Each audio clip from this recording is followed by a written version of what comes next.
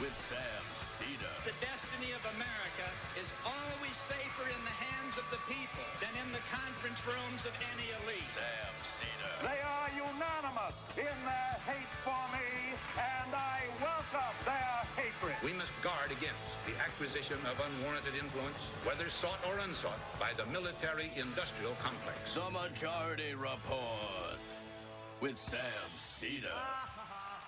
Ever get the feeling you've been cheated?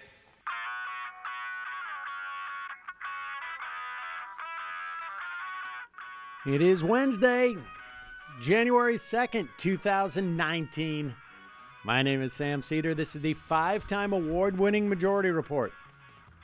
We are broadcasting live steps from the industrially ravaged Gowanus Canal in the heartland of America, downtown Brooklyn, USA. On the program today, partial shutdown of the government is ongoing, about to get worse for the Republicans and Trump, but nowhere as bad as it is for government workers. Meanwhile, Elizabeth Warren all but makes it official. 2020 is already here.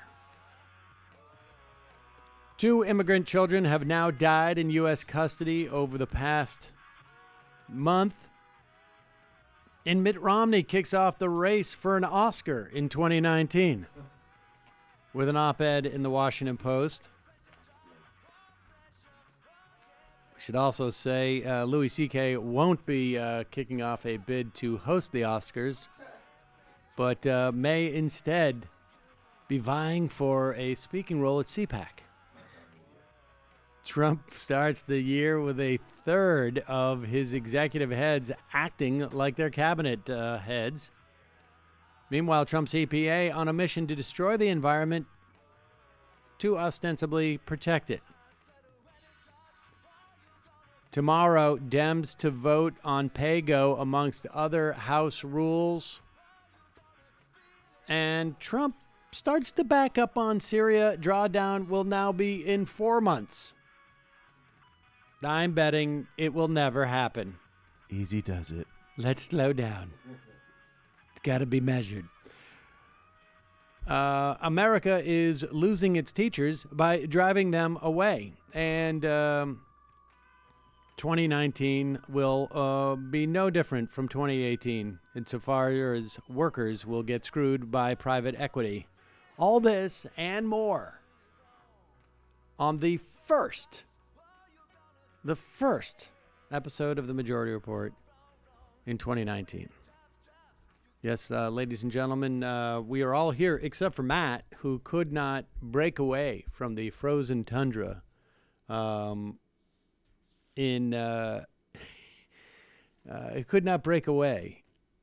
He's keeping it real. He's keeping it real. He is in the heartland of the heartland. Now, of course, Brooklyn is the true heartland of America. Everybody knows that. It's we've got we're on a navigable waterway, multiple navigable waterways, and we're surrounded by real heartland values. But Matt likes to go to the other heartland, which is in North Dakota. Yeah, he's a flyover state elite. Plains elites. Exactly, and where they where guys like Robert Kramer, was that his name, the new senator from North Dakota? Yeah. Mm-hmm. Man, I'll tell you something. I still remember watching that video of him on a local television program trying to answer about Kavanaugh and thinking, if people vote for this guy in North Dakota after this showing, there is nothing that will ever keep them from voting. Like, just forget about it. The only answer is to populate the state and essentially overtake them. And I feel quite strongly that you know.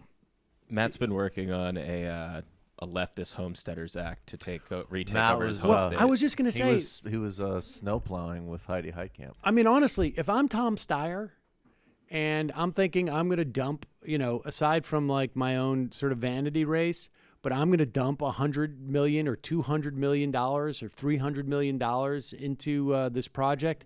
You know, the best thing might be to just sort of say, like, here, 150 grand, 100 grand to anybody who can show me that they vote, left of center for the past 2 elections, and you get $100,000 bonus for moving there if you stay there for, I'll give you 50 each year that you stay there, or 35 or something like that. Some program like a homesteading act, but just privately funded by Tom Steyer, and set up these little communities. I think maybe that's why Matt's still there. He's populating the state with red diaper babies as we speak. Well, I'm sure Matt's going to be excited to hear that that's what we think he's doing.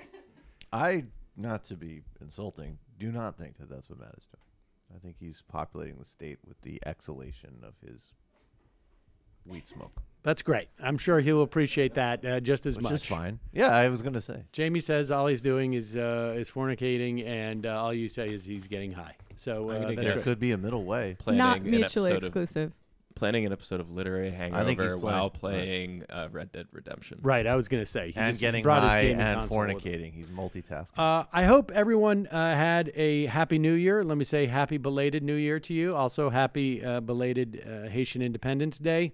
And we are rested, hopefully. You are too, because it's going to start getting crazy again quickly.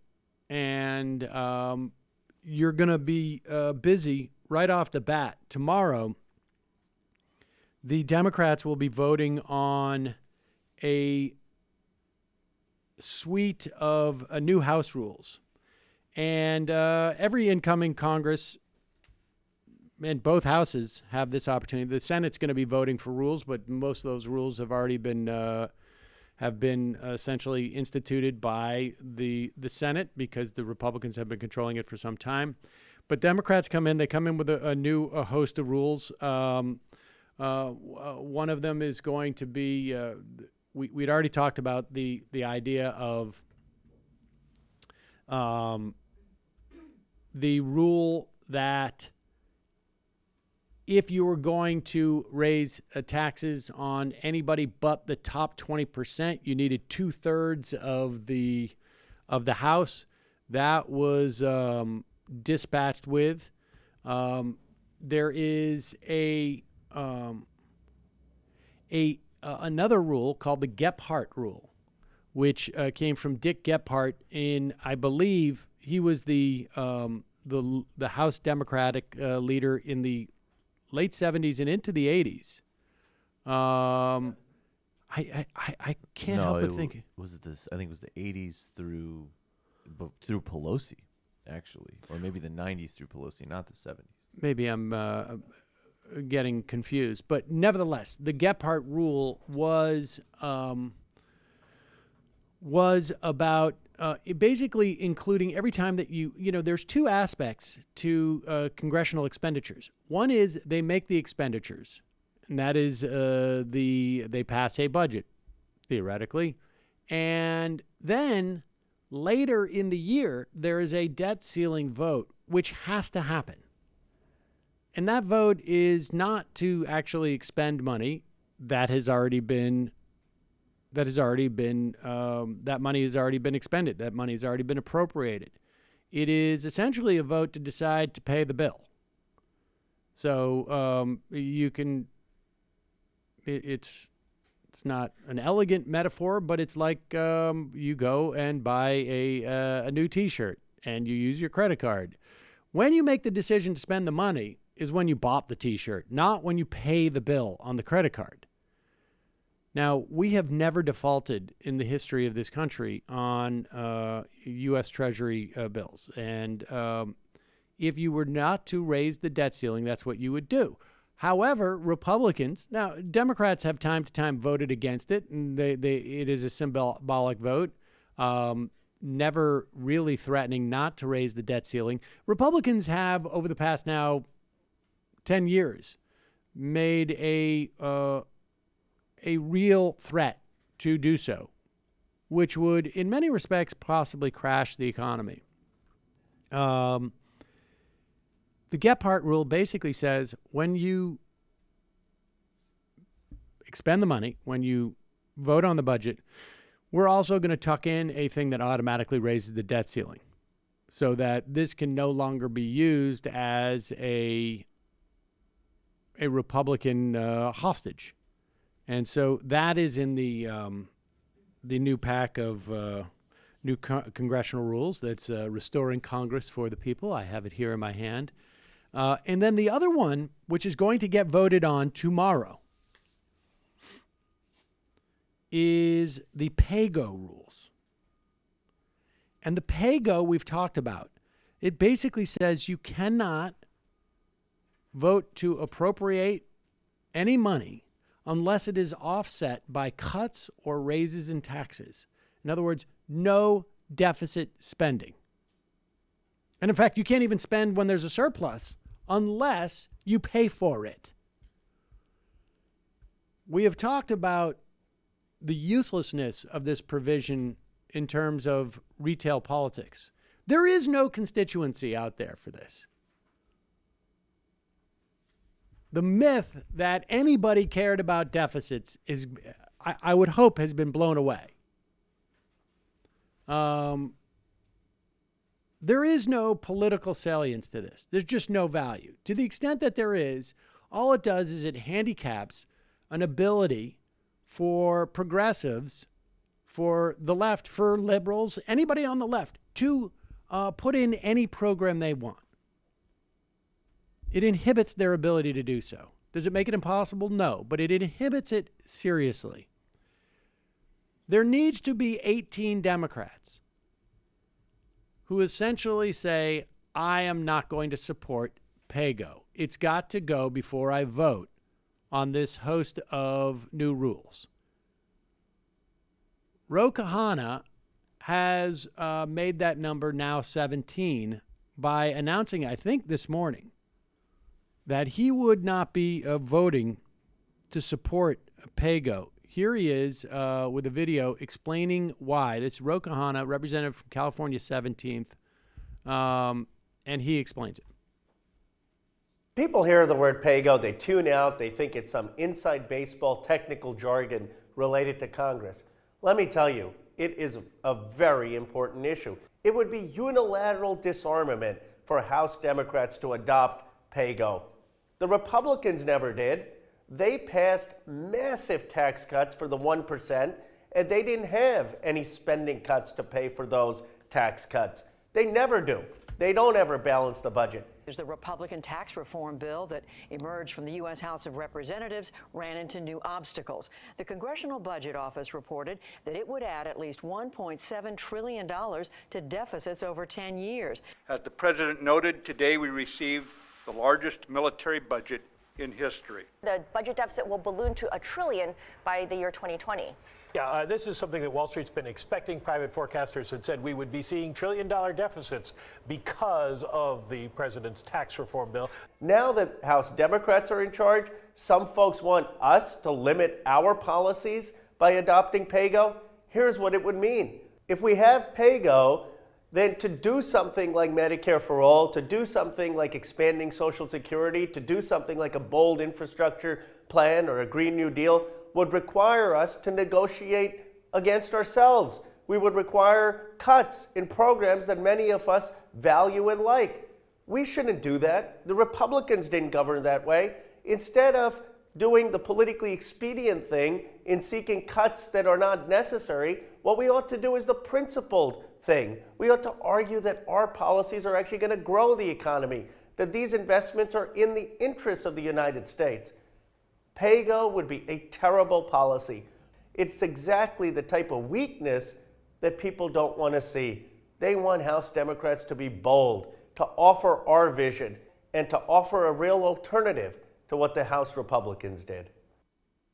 There you go. So now that number is down to 17. It would be worth your while to call members of the Congressional Progressive Caucus. Hopefully they're in your district, but if they're not, do one that's close to your district. Call and tell them to vote against PayGo. The more that the members of the House are aware that you're aware of this, this is one of those things that they usually just pass and never becomes a political issue at all because who cares? I can tell you that most of the normies out there, and by that I use that term as just, people who don't spend all their time talking about politics. Well, just about, as far as I can tell, everybody does now. Yeah. But it's normie to talk. But I would say but aren't, the people who are not listening to 3 hours a day of politics, let's put it that way, they don't know what PayGo is. And if you explain it to them very quickly, they're going to be bothered by it because it completely handicaps. It's not saying that you can't have offsets. It's just that by putting the default this way, it makes it much, much harder to get good policies and promote them. And so if members of the House suddenly realize people are paying attention to this now, I'm not going to vote for it. That will be the dynamic. So I encourage you. Do we have a number? We'll get a number where you can call Congress, and we'll put it up under this video, and certainly we'll tweet it out, and we'll talk about it in a moment. But he got a nice signal boost from our girl Alexandria, so that's cool. Yeah, I think people. I would be surprised if there aren't already a couple of other people who are going to come out and announce that they're voting against this. But hopefully one of you guys is actually Googling a number to call your Congress. In a certain sense. 202-225-3121. That's your House member. 202-225-3121. 202-225-3121. Thank you, crack Google.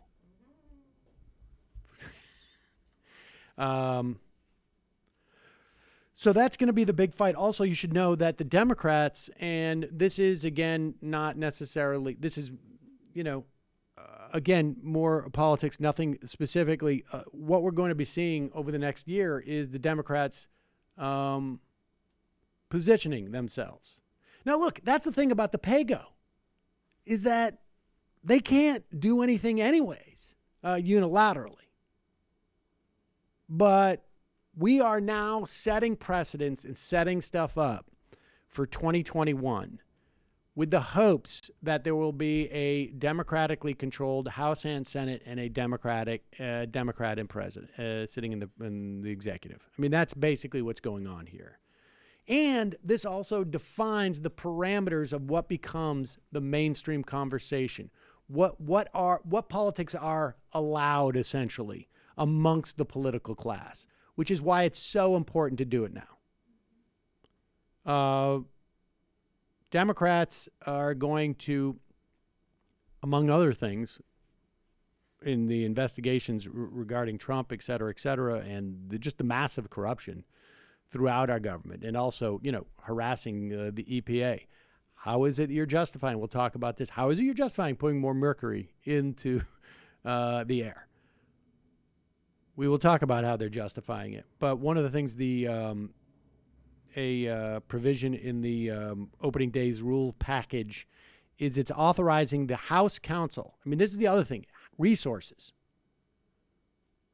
Lawyers for the Congress will be able to intervene in the lawsuit in which 16 Republican-controlled states are, or formerly controlled Republican states, are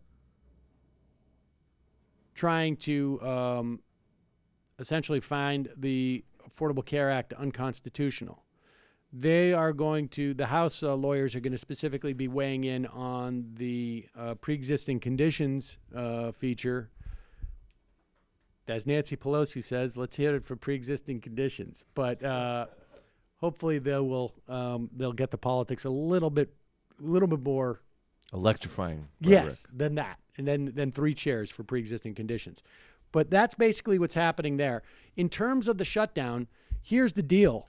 There are hundreds of thousands of government workers right now who are not getting paid. Well, let me do this first. This is actually a timely ad for today. If you're trying to drink more water this year, you're trying to stay more hydrated, and this is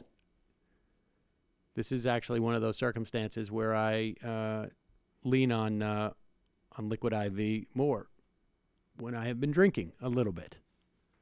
Liquid IV hydrates you faster and more efficiently than water alone, with the added bonus of vitamin C, B3, B5, B6, and B12.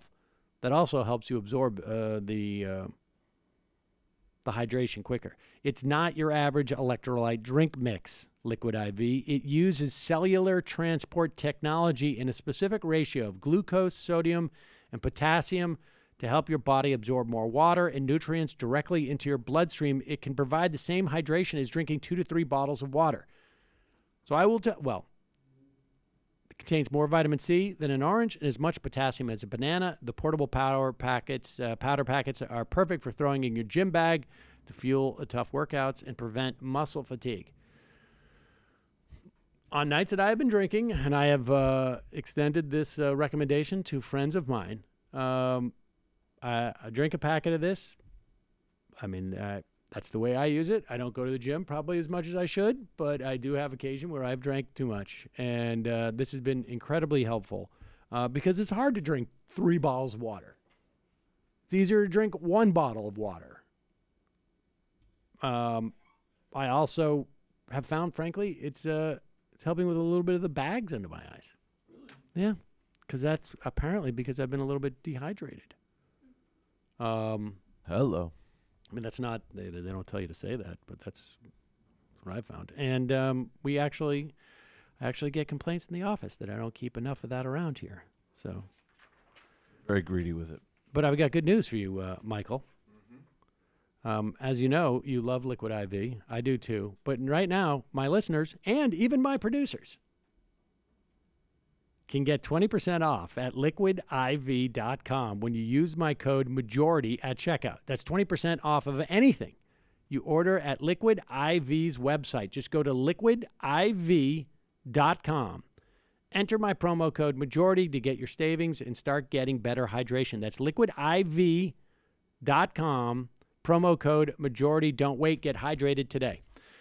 Okay, so we have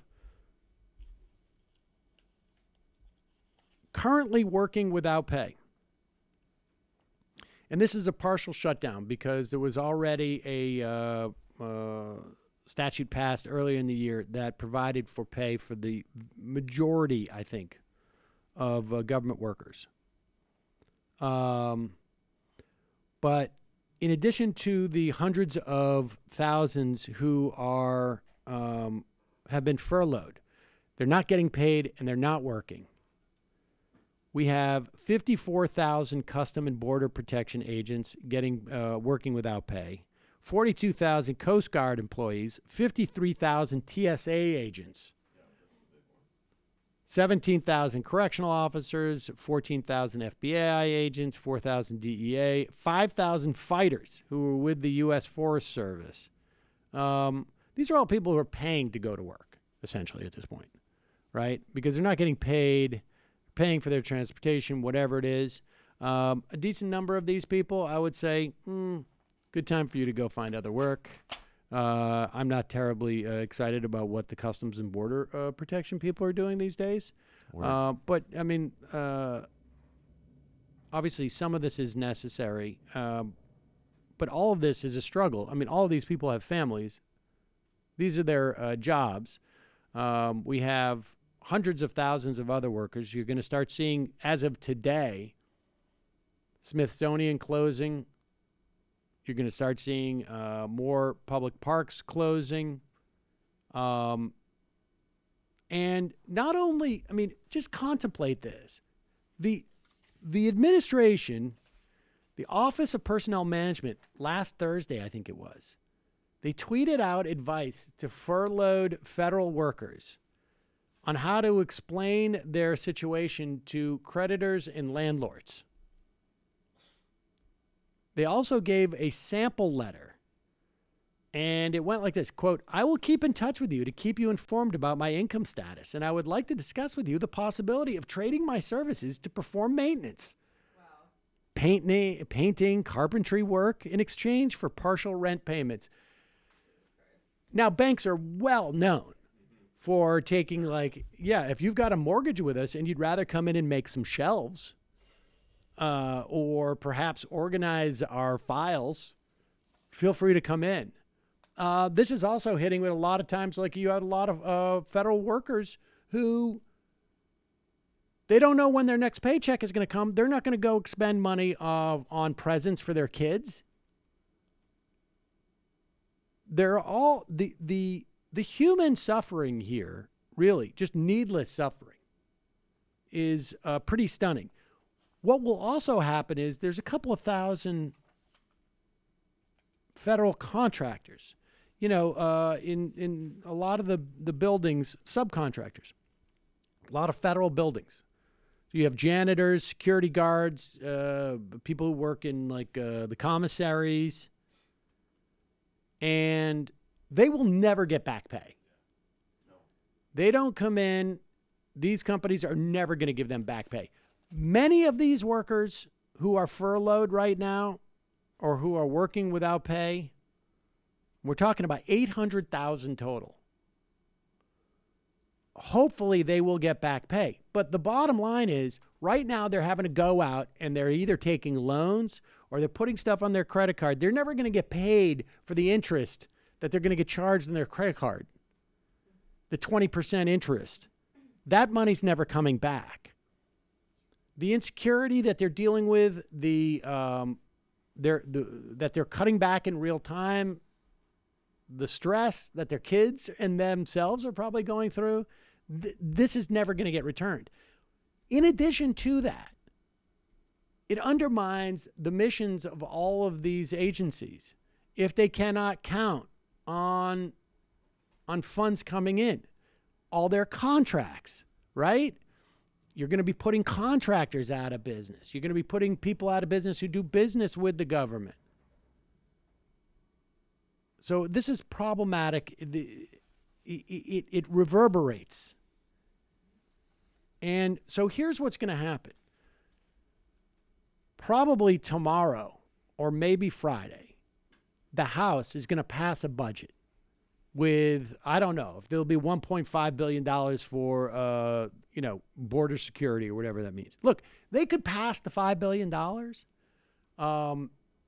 And Donald Trump's not going to be able to build anything other than more replicas of his prototype walls for the most part, because it's a drop in the bucket. But the bottom line is, if you're going to give him $5 billion for, to pretend that he's building his wall, get something. Get permanent status for DACA kids. Get permanent status for DAPA. And that was the deal they had a year ago. And of course, Stephen Miller told Trump, don't do it, or Trump did, or who knows. But the House is going to pass a budget, and then it's going to go to the Senate. And Mitch McConnell's going to have to make a decision. He's either going to put that up for a vote, and it will pass, because there will be Democrats who will vote for it. He's also got to worry, though, that there's a half a dozen senators who are going to pretend, Republican senators who are going to pretend that it's a problem, right? Like Ted Cruz is going to get out there, and this is going to be his time to shine. And Mike Lee is going to get out there, and Rand Paul is going to say, this is, I finally have principles and blah, blah, blah. Then the bill, if it passes in the Senate, will go to Donald Trump. And then he will presumably not sign it. And it becomes a pocket veto. Maybe he will veto it just to show it. And then it goes back to the House and the Senate. And then things start getting really interesting. It will most likely pass the House, but in the Senate, there could be enough Republicans who are afraid of voting against Donald Trump. But who knows? Ultimately, I don't think this works out very well for the Republicans. But it's, like I say, a lot worse for the federal workers and the federal government. And this is the rub. This is why when we talk about asymmetrical politics, this is it. Because it's a problem for people on the left, most, that the government is hurt and that federal workers are hurt by this. And the hurt continues and gets worse as you go on. So the leverage is with the Republicans, but Donald Trump is about to own this. And despite the fact that he already announced that he was going to own it, he's going to own it in an even more intimate way very shortly. You want to talk about asymmetrical politics? Public sector workers are not allowed to strike in most states because, their jobs are too important. They help society run. But the Republicans are allowed to do the exact same thing if they decide to. It's That's basically not fair. a lockout, right? It's basically a lockout for all those people who are furloughed. And it's even worse for those people who are not furloughed but don't get paid. Yeah, no, it's a real problem. I don't know how you make a long-term reform to this, but that's why there has to be a political price exacted, because otherwise it continues to happen. And we shall see. I mean, hopefully that we'll see a price paid.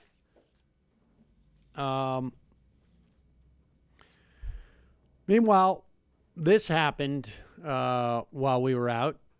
Elizabeth Warren, she makes an announcement. Let's watch part of the video. This is it's 4 minutes long, right? We're not going to watch the whole thing, but let's watch a little bit of it. Elizabeth Warren has essentially, I mean, I don't know if this is official, but she said she's going to launch a exploratory committee. An exploratory committee. Can we be a little pedantic for a second? I've never understood this, and I've been doing this for a little while now.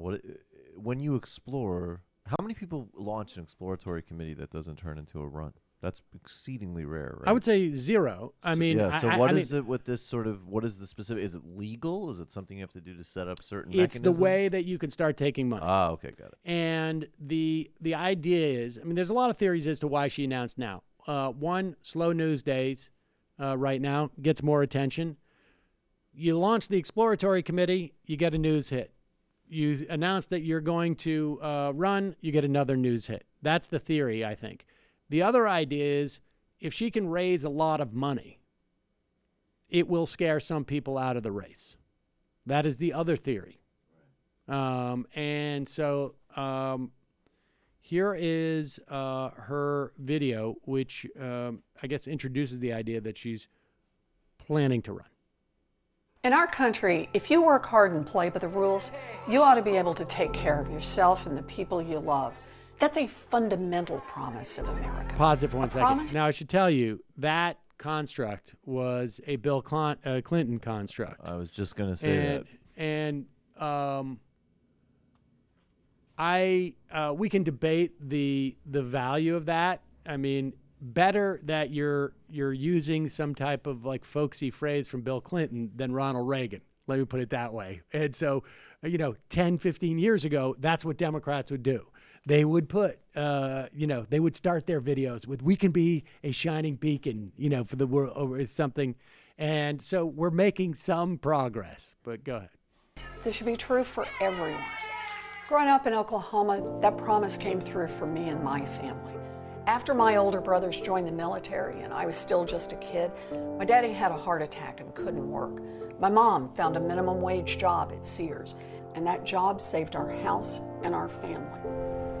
My daddy ended up as a janitor, but he raised a daughter who got to be a public school teacher, a law professor, and a senator. We got a real opportunity to build something.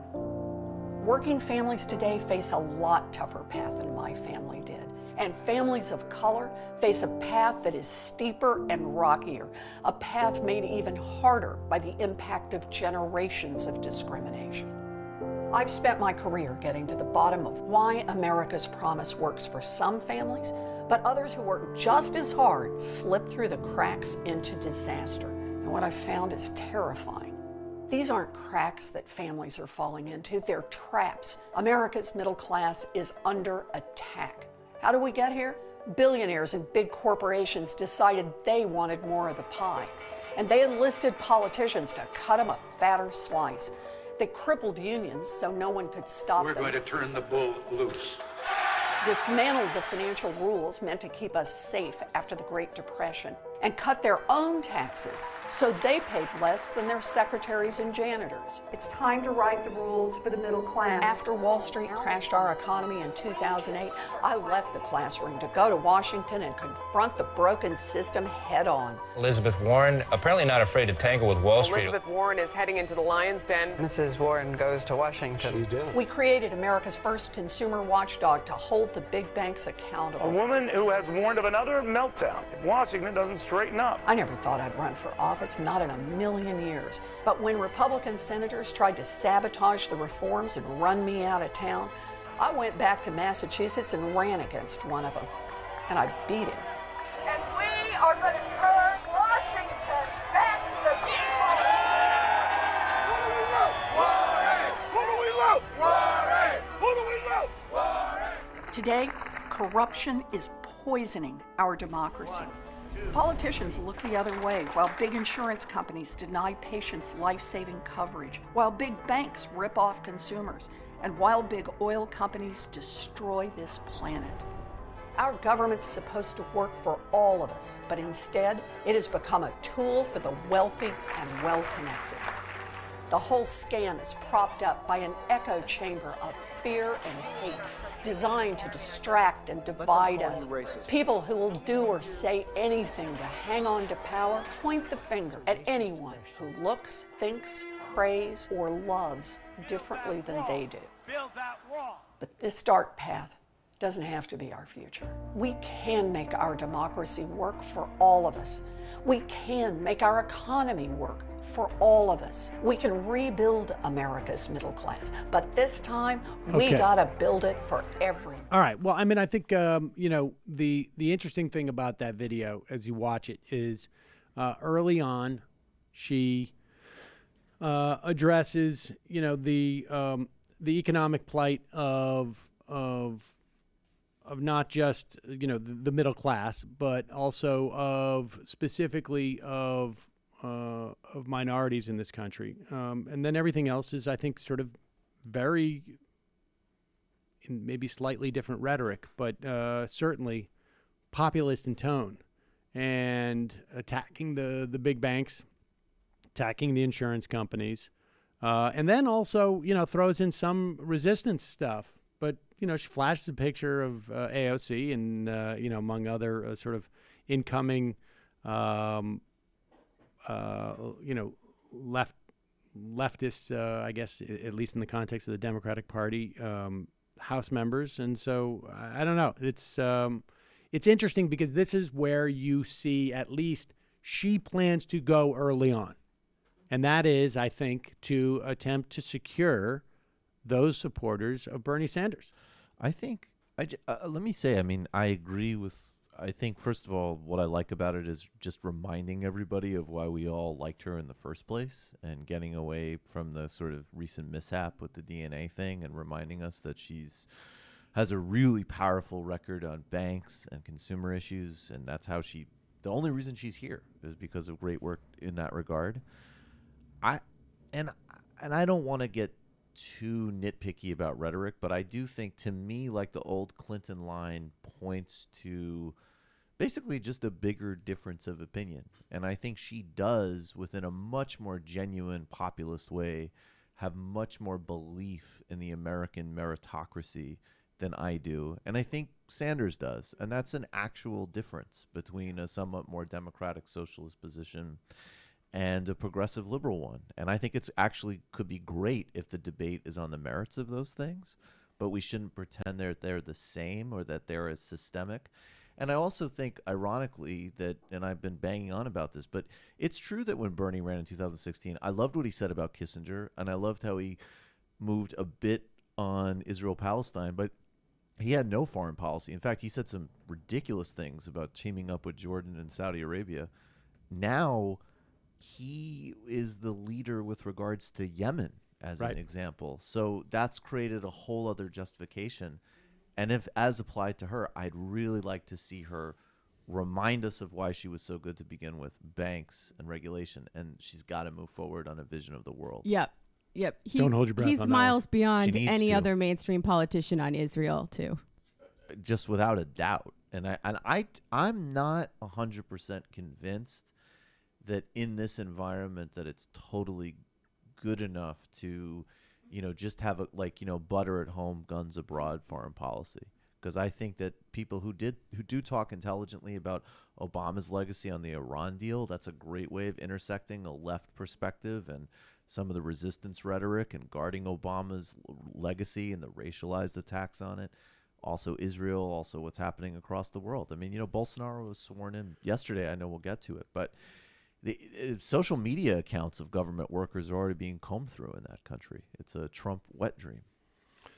So there's Elizabeth Warren, and sorry for that image. No. Let's take a quick phone call. I know we're not in the fun half yet, but I want to do this because calling from a 210 area code. Who's this? Where are you calling from? Sorry for that image. No. Let's take a quick phone call. I know we're not in the fun half yet, but I want to do this because he's calling from a 210 area code.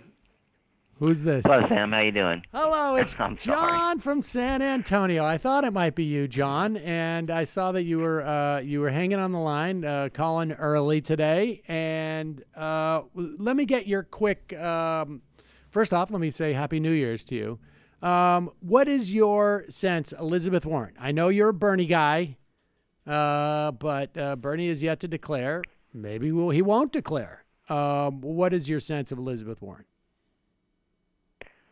Well, I'm glad she's running. If Bernie doesn't declare, I'm glad that she's going to be, somebody who's going to help to some degree, middle class and working class people. I'm not totally sold on her. I'm still going to be looking at Merkley, and if he decides to run, but my heart is definitely in it for Bernie. And so, I agree with what Michael and Jamie both said. And I think that the fact that he put out this really great piece in an email yesterday that was published in Common Dreams, which stated in which in the new year, let us resolve to fight, and this is the key words here, like we have never fought before, for a government, a society, and an economy that works for all of us, not just those on top, So, Brent Baer on his Fox show on December 12th said, if there's grassroots support, I'll run. And in a fundraising email on December 27th, he also said, if I'm the best candidate to beat Donald Trump, I'll probably run. And that is the truth. And so, Bernie's consistently, had the second best hypotheticals against Trump, including, besides this latest Harvard X poll, it had a lead of 10.3% against Trump. And, I was just looking at Biden's numbers from 2008, he got less than 1% in Iowa, 0.2% in New Hampshire. Bernie received over 13 million votes. So, I just think that Bernie is the real candidate that true progressives want. And, also, Warren has definitely been hurt by this video that she put out, concerning her Native American heritage, and so her numbers have really gone down. And I think they'll rise up again because of the publicity. And I think it was a smart move to actually announce early. And I wish Bernie would announce. And I also want to encourage everybody on December 12th. There's going to be organizing. December 12th. No, I'm sorry, January 12th. I was going to say. There's going to be all these organizing events. Let me see, what is it? organizingforbernie.com. Go to that website, and you can click on Find an Event. I know I've already signed up for the event here in San Antonio, and I encourage everybody to go to these events and show Bernie just how much we want him as a candidate. And because, to me, he's ready to run. He just needs that extra support from all of his followers. And, the Bernie followers are definitely more committed than any other followers that are out there. And, and it's all about, it's not I think he is he is a charismatic politician, and we've had that disagreement a little bit, but it's mostly about his policy, and and so people want him to run, and I have to say that great opening on PayGo. PayGo is a big opening vote. AOC has already said that she's not going to vote for PayGo, and so now it's down to 16 people. So I just want to encourage all of the best progressives and even centrists that, PayGo is a really important. You can go to callmycongress.com as well to find out, how to call, and that's a big deal, I think. I'm glad that you filled it in with some numbers and details, John, because I am more of a big picture person, but I came to the same conclusions as you, looking at, the larger social forces at play. I think none of the social forces that brought us Trump have changed substantially since 2016. If anything, they have intensified. And I just think that Warren would lose really badly to Trump. What's happened already doesn't bode well for the future. Wait a second. And why do you think? Look, the arguments of electability right now, I think, are silly, broadly speaking. But why do you think Warren would lose badly to Trump? Okay. People don't only vote based on policy. People vote based on vibe, as much as we would like them to vote based on policy. Right. And she has a very similar vibe to Hillary Clinton. That's she's exactly a nerd. She's my a manager. Point. That's exactly my point. And she's not channeling the populist rage in the same way that Bernie is. But if you want to talk about policy too, I think the only wiggle room in this election, it's in two places, right? It's in this small slice of working class swing voters who could go back and forth. Although if you voted for Trump, I'm not sure that many of these people are coming back from that, but some. And those people want to see, policies that help them. They also want to see, someone with an angry vibe, and some of them are probably sexist too. So that might be on Bernie's side. But also, and more importantly, you need to turn out the people who don't usually vote. And that's how Jeremy Corbyn did it when he increased the turnout among young people from 30% to 78% or something like that. And those people are more important. Okay. So if you say that she has a similar vibe to Hillary Clinton, despite the fact of her policies not being, not being consistent. So let's just say for the moment that Bernie Sanders does not run. If Bernie Sanders does not run, he's clearly going to support Elizabeth Warren. And the idea that Bernie Sanders is not going to get you an extra 10,000 votes in Michigan and an extra 10,000 votes in Wisconsin, and particularly after what we saw in 2016. And with all the women who came out and 2018, who drove record numbers. Did it work for Obama getting votes for Hillary? What? Well, Obama wasn't out. Actually, Obama was hurting Hillary, I think, with the TPP. I think the net value of Obama was very small. May I make... But wait a second, let me finish. You really... Okay. But again, the idea that Bernie's not going to get 10,000 votes for her in Wisconsin and in Michigan is absurd.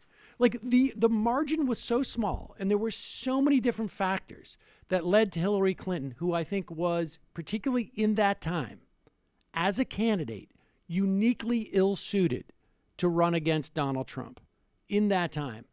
I mean, I still contend that Martin O'Malley would have won. And so the idea that people, I mean, look at Donald Trump didn't even do as well as Mitt Romney as a share of the vote. And so you know, to totally discount the idea that what people have been saying for 2 and 3 and 4 years, that Hillary Clinton was a uniquely bad candidate, will somehow that the next person who is not a uniquely bad candidate, who doesn't rightly or wrongly have 30 years of baggage, like literally people who made lifetimes of income. Let me based upon attacking the Clintons. May I? There's no data to support this whatsoever. May I just offer another viewpoint that I'm going to be hammering, at least until we get more like numbers in, and maybe this becomes like a more tangible argument we can have about electability. I think that there's a very good chance, and a lot of conditions are in play, but I don't think it's inconceivable that I won't say all of them, but I think several of these people could beat Trump, including ones I really don't like. I think Biden would smoke him. I think Bernie Sanders would smoke him.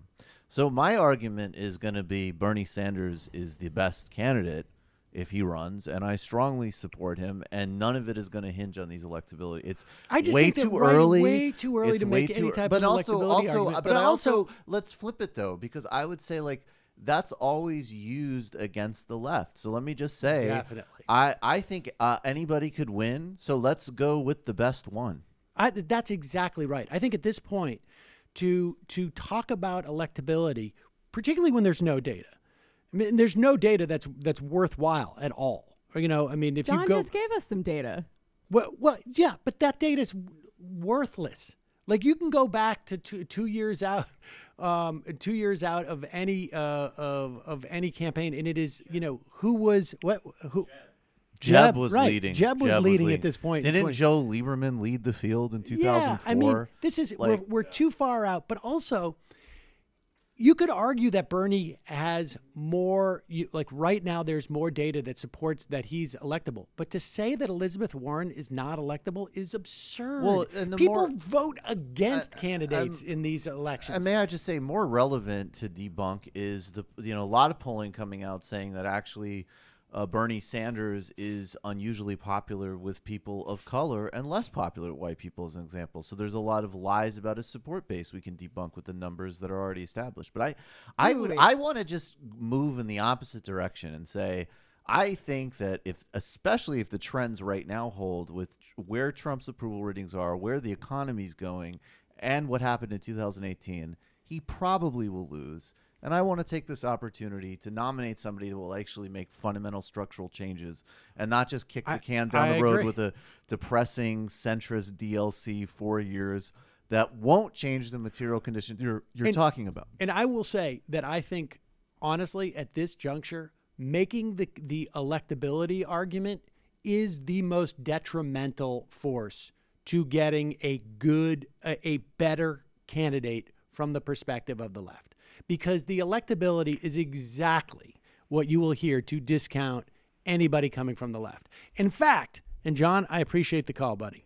I agree with you, John. Here is a perfect example, right, of where the center is the so-called center, and by the center I mean really the center right. Is going to take this. It's all based upon an electability argument. No one has a sense of who is electable right now. The only genuine data that you can look at is what happened in the last presidential election, what happened in the midterms, what has happened traditionally. The Republican presidential candidate in 6 out of the last 8 elections, 7 out of the last 8 elections, has gotten less of a share of the popular vote. And yes, it is the case that you can lose the election if you don't get those 15,000 votes in Michigan and the 15,000 votes in Wisconsin and in Pennsylvania. But I will remind everybody, 40,000 in Pennsylvania, I will remind everybody that what happened in the midterm elections, dramatic change there in terms of swinging back and record number of Democratic voters. So the idea that electability is a real thing for really any of these Democratic candidates, particularly at this point. I mean, you need to see people out on the campaign trail, and there can be some really god-awful campaigners. But we haven't, there's just simply not enough evidence at this point. But here is... I would love to be wrong about this. Well, yeah, I'm looking I at would the love you to be grand wrong in sweep it of too. history, though, and right-wing populism is the result largely of capitalist crisis, and that's not going away. I understand. It's going to intensify. I understand. The capitalist crisis is going to intensify. But the fact is 3 million more people voted for a deeply flawed candidate who was literally, up until the moment of her campaign, going out and speaking to the villains of the 2008 financial crisis. I mean, there is nothing. We have no analog. And there is no indication that Donald Trump is getting more popular than he was in 2016. It's also just There's not also so. no it's also indication just- that turnout would increase it's among also just- Democrats it's also or just not likely so- Democrats. No, you're wrong. We just saw the greatest turnout of Democrats in a midterm election in any of our lifetimes and since Watergate, beyond Watergate. So you're wrong about that fundamental point. There is every reason to believe that Democratic turnout is going to be gangbusters. It was a totally impotent turnout. I mean, honestly, Does anybody who's No, that guy? midterms, Does fair anybody enough. like the Stroka callback or whatever the hell is his that what name it was? is? Yeah, Yes. it was Oh, impotent, that Sam. guy. Right. Impotent. So I mean, that's absurd. I mean, look, I'm not trying to. I'm not being a wallflower here. But the fact is that every data point that you bring up, actually, we don't know what's going to happen in the next 2 years. No, I mean, you're but- totally right. I just think a better driver of turnout even than Warren's very progressive policies is someone who says, yeah, the system is broken. It's rigged against you. It's fucked. And I'm going to change it on a structural level rather than tinker with it to make it better. If you really think that there is a huge swath of people out there who are waiting for the word structural, as opposed to everything else you said, which was just in her video. Not the word. Well, what? I mean, like honestly, she hit all those notes. Now, it's quite possible that she's not a great campaigner, or that there's other problems that are going to come up, or that the DNA thing is going to haunt her. But we're trying to analyze here, sort of like what the situation is with these candidates. And I get it. Bernie's better. I get that. But everything that you are basing on that Elizabeth Warren doesn't have a chance right now in 2020, that she is unelectable. When you say she is unelectable, Bernie might be unelectable too. well, but I think everybody he's more might be electable, unelectable. Honestly. I understand, but Bernie has not Trump declared. might be unelectable. Right. I think Donald Trump is unelectable, probably, if there is, to be honest with you. And so, the enormous amount of factors that align to make it impossible for Hillary Clinton to win are not going to be involved in this go round. It was an impotent showing, Sam, I mean, and you're honestly, steamrolling over the truth. Or you're apathetic. Apathetically Apathetically steamrolling. No, that would All right. be aggressively. Well, let me get back to this argument that we keep hearing over and over again, that the left is unelectable. Okay, and in this case, it's coming from a guy who just lost his incumbency. This is outgoing Senator Joe Donnelly with a warning to his party. And, well, let's listen to it first before I recharacterize what he's saying. Your party, about the Democratic Party. You lost in Indiana in November. McCaskill, we just talked about, lost in Missouri. Heidi Heitkamp lost in North Dakota. The Democratic Party was already receding to the coasts, even more so now. So can the Democratic Party, your party, be viable without appealing to the interior of the country where you live and where you represent? Boy, I don't know how you do that. I mean, I was fortunate enough. I got more votes in this midterm than any Democrat in Indiana in modern history. But it wasn't quite enough because the president came 3 times in about the last week, 6 times in about the last month and a half, and said, this is about him. And he said, if you don't vote, basically you're betraying me. And we have not made enough of a connection. I work like a dog nonstop to make that connection, but that the people of my state understand that culturally, we want to make sure you succeed, that we're going to fight to make sure that, for instance, on student loans, we'll keep the interest rate at the same rate as a housing loan. But when you talk Medicare for all, like I heard on the panel earlier, you start losing the people in my state. When we start talking about, hey, we're going to work together with the insurance companies to lower premiums, that's what connects. And so... So wait a second. All right, this guy definitely would lose to Trump. Hold on. Right. So Joe Donnelly would have us believe that what the constituents of Indiana want to hear is not that you're going to get low, like really low, if not no cost insurance that you're not going to have to deal with. What his constituents want is that you're going to work together with the insurance companies. Don't you remember those Trump speeches right before the election? Of course. I'll tell you what, folks. I'm going to work with the insurance people. Now, and if you went to college, not going to be more than a home loan. No. Am I right? Am I right? Are we excited? We love our loans. We love our housing loans. Love our housing loans. Here is a Kaiser Family Foundation poll, which states that over 50% of the people of Indiana, and apparently Joe Donnelly didn't have this poll, support Medicare for all. You can see if you go in there, we will zoom in to Indiana. Get in there. There we go, right there. Now, that's a beautiful turquoise color. And if we go down to the key, we can see that turquoise is over 50%. Probably around 52, 53%.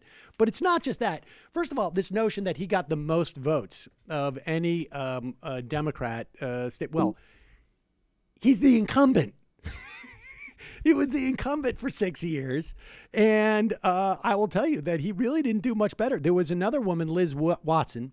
She ran for a House seat in the 9th District. Now, she lost by 13 points to her to an incumbent. She lost by 13 points to the incumbent, but she ran on Medicare for all. Donnelly lost by only 6 points, but then he lost by another 4 points to, there was another 4 points from a Libertarian, which would have gone to the Republican, presumably, if they were not in the race. And there you're at, basically, 10 points. As the incumbent, he loses. Sir, I'm underemployed and drowning in college debt, and I'd like to vote for a Democrat, but I'm just a little alienated by this talk of relieving my student debt. If you could just match it with a home loan, which of course I'll never be able to afford, I feel a lot more comfortable. That would connect with me. It's all well and good that you're going to provide for me a basically no headache, no cost health insurance. But what I would rather see is you to sit down and actually come to a tete-a-tete situation with some big insurance corporation. You said free health care at point of delivery, but where's the dialogue with Humana? See how that really connects with me, man. What we have just witnessed is Joe Donnelly's, if not, this is one of his calling cards that he's going to, he's going to take that interview and he's going to take the link and it's going to be attached to his resume as he applies for lobbying positions in some massive law firm in Washington, D.C. on health insurance. That's exactly right. He is literally going to sell himself as being the guy who is going to go to these 3 senators. I can't think of who they are off the top of my head, but there's 3 or 4 of them that he is going to tell that partner of the law firm, I can get you that one, and that one. And those are the guys I will work on in the Senate to prevent Medicare for all in the event that, the one thing that Joe Donnelly wants more than anything is a Democratic takeover of the Senate so that he can get that lobbying job and stop Medicare for all. And I just want to say, and Claire McCaskill, same exact deal. Same exact deal. And Dick Gephardt, who you mentioned earlier, there's audio from him from last year that I think Lee Fang dug up at some meeting, and he was like, "We're never going to let single payer pass, period." And he's sort of like the prime former Democratic leadership influence peddler in Washington right now for everything, not just healthcare, also even like not recognizing the Armenian genocide. And one of the great things, if you start to change the makeup of the Democratic House and in the future the Senate, is that these people won't be employable. Exactly. Because there'll be no use. There's no social capital. All right, we're going to take a quick break, head into the fun half of the program. We will talk more about these. We've got more of this. Everybody, we're like, even Terry McAuliffe now. He's for Medicare for all, but he wants to put the brakes on some other things. I mean, they're all of these surrogates are going out there. They have slightly different agendas. Some are looking for lobbying jobs. Some are looking for lobbying jobs and also to support people who will help them in their lobbying jobs. So it's not just one note. We will talk about that more in the as the program goes on. Mike Pompeo says that Brazil is going to be an ally in their attempt to bring back democracy to Venezuela. And there's nothing like enlisting a burgeoning fascist state to help you bring back democracy in its neighbor. Or to literally telegraph that invasion is finally happening. There you go. That's incredibly disturbing stuff. We will talk about that and more. We will also take your phone calls at 646-257-3920, 646-257-3920. We'll take your IMs. You can IM the show at majorityapp.com. See you in... Oh, yeah, we should do... what do we do? You do plugs now, right? Folks, just a reminder, you can support this program by becoming a member at jointhemajorityreport.com. jointhemajorityreport.com. When you become a member, you get access to an extra hour plus of content every day and the occasional special bonus for members, like that Brandon Tarkatoff interview that I did, or the debate, or whatever. Straka. No, I don't remember. Whatever. That guy. That just apathetically it's really bulldozing over his last name. The most smug and condescending that I've ever been for an extended period of time on camera, dressed in a hoodie, I would say. I'm just covering my bases there, but so you can check that out. Also, today is Wednesday, which means that yesterday was Tuesday, but it was also New Year's Day. So what's going on with the TMBS? Thursday night. You still doing Special Thursday night show tomorrow night. Oh, is that right? Yes, sir. Bhaskar Sunkara is in studio. We are going to talk about his new book, Socialism in 2019. We've got some stuff that we've got to cover, of course, in Brazil, but also in the Western Sahara, a bunch of other stuff. And then for patrons, the TMBS boys are doing a 2019 think tank session. So new kind of Patreon segment that we haven't done before, and you can watch it live tomorrow night at around 7-ish NYC time on our YouTube channel, of which we are on the verge of crossing our first 20,000 subscribers. So click the subscribe button over there and get your tickets to February 1st at the Bell House. The other show is sold out, right? Yeah, the majority sold out. January 13th at the Bell House at 2:30 is sold out. Okay. But if you want to see me, because on that show, I'm just playing. I'll be at both. He'll be at both. But you can get even up closer to Michael. He's going to be cordoned off. That's right. At the Majority Report show. Quarantine. We are selling extra VIP seats where you could actually sit closer to Michael. Handshake. Get all of his germs on you. We sell rubber gloves if you want to shake hands with Michael, because that's all the only way he'll do migraines. it. It's no germs, guys. Jamie, what's the story with the Intifada? Yeah, so Sean and I actually took a week off this week because we were moving, and it sucks, but we did put out an episode Christmas week that I have yet to plug on here. It was such a long time ago, I barely remember it. I'm just going to read this little description and hope that people find it interesting. So, on this episode, we're joined by geographer and filmmaker Dr. Nerv V. Makaspak to talk about the history of the Philippines, its Maoist insurgency, and the rise of Rodrigo Duterte. We also talk about Amazon, redlining, Marxist geography, and presidential foot fetishism. The last part of the episode is a discussion of Nerv's work on autonomous territories in Colombia, Mexico, and the Philippines that have earned some form of autonomy after decades of brutal armed struggle. Check it out, folks. Check it out. The Christmas special of the Intifada. And I looked over at Jesus Matt's was not a that- nice man, but he said nothing new. All right, folks. Literary Hangover, Matt's podcast. Yes. It's really good. Really enjoyed. I'll keep flogging the Democracy in Chains one because I think that's a book that we should defend and read. I think that's an important book for understanding how the right works. All right, folks, quick break. Head into the fun half, 646-257-3920. We'll turn on the IMs. You can IM us through the app at majorityapp.com. Be right back. You are in for it. All right, folks, 646-257-3920. See you in the fun half. Are you ready?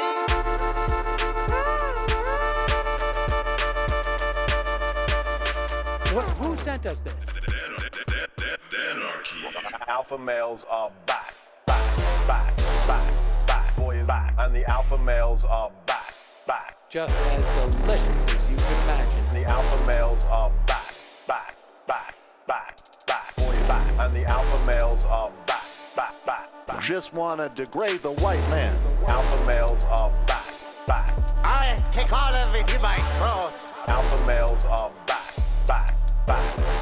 Homo says what? The alpha males are back. You are a madman. And the alpha males are back. I am a total cunt. Can we bring back DJ Dannerky's song, please? Yeah, or a couple of them. Just put them in rotation. DJ Dannerky. Well, the problem with those is they're like 45 seconds long, so I don't know if they're enough of a break. That's fucking nonsense. Hey, folks, reminder. I do not have Parkinson's. And the alpha males are Psych. Fuck 'em. Homo says what? What?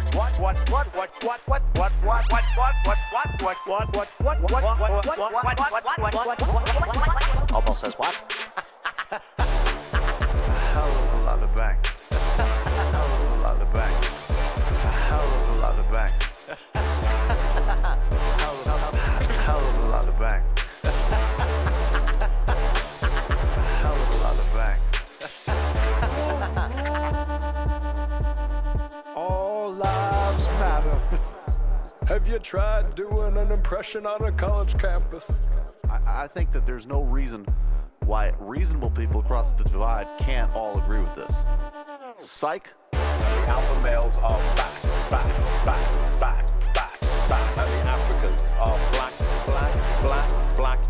African. And the alpha males are back. And the Africans are black. See Donald Trump out there, doesn't a little part of you think that America deserves to be taken over by jihadists? Keep it at 100. Can't knock the hustle. Come on! Fuck 'em. Things I do for the bigger game plan. By the way, it's my birthday! Happy birthday to me, Jew boy! I have a thought experiment for you. And the alpha males are back. Africans are black. Alpha males are back. Africans are black. Come on! Come on! Someone needs to pay the price for blasphemy around here. I am a total pussy.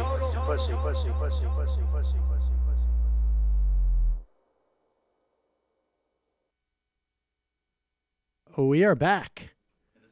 It is the Majority Report, the fun half, ladies and gentlemen, of the show. Oh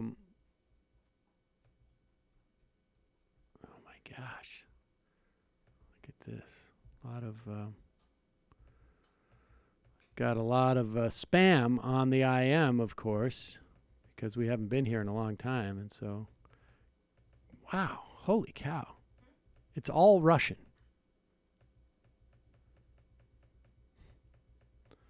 It's a cyber attack. I'm being cyber attacked. Say one thing about Donald Trump has got no support, and then all of a sudden I get cyber attacked by Russian bots. I wonder what that's about. Seems a little strange, doesn't it? Am I the only one who... I'm suspect of that. Seems... Actually, if you were, you would not be suspect of that. But wait, we've been getting Russian spam forever. No, I know. But it most of it came during it started about 2 years ago. It did. That is true. Let's go to the phone. You're calling from a 330 area code. Who's this? Where are you calling from? 330. Who's this? Where are you calling from? Happy New Year. Hey, is this Sam? Yeah. Who's this? All right. My name's Nicholas, and I'm calling from Canton, Ohio. Nicholas from Canton, Ohio. How are you, Nicholas? Oh, been doing great. It's nice to finally get on the call with you guys. My first question to you all has to do with the sort of need for a progressive, fresh face. I know that in terms of where I'm personally coming from, in terms of progressive policy positions, I'm much more likely to support Senator Sanders in 2020 because of just his record on a wide variety of different environmental and economic issues. But in the future, do you think that Tulsi Gabbard can serve as the progressive version of Obama in the near future? As the progressive version of Obama? No. I mean, yeah. I am a little skeptical of Tulsi Gabbard, in part because of her history of speaking to in front of hate groups, specifically, what is it? Well, she's been a Hindu nationalist associations. She's also had some odd issues in the past with LGBTQ folks, and I'm just skeptical, frankly, of her in a way that I also don't think that she's been terribly thoughtful in when it comes to foreign policy stuff, frankly. I mean, I think some of like what she wants to do in terms of end results I align with. Like I, for a long time, have not wanted to have us to have any involvement in Syria. I didn't think we could do any good, but I'm skeptical. But I think that she also, I just want people to look at the full history, and I'm going to be more, I get why Tulsi Gabbard appeals to some people. I get it. But she made her first national profile by doing these like concern troll national appearances about Obama not calling it Islamic terrorism. That was sort of her like first national claim to fame. She was positively reported on that in Breitbart. She voted against Syrian refugees in, I think, 2014, which is to me a pretty unforgivable vote.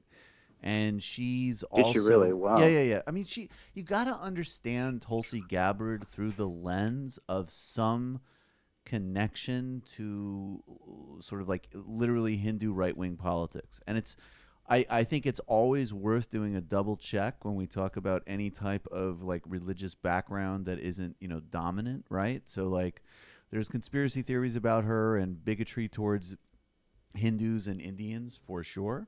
But there's also just the reality that there is a far-right Hindu politics, and she's connected to it.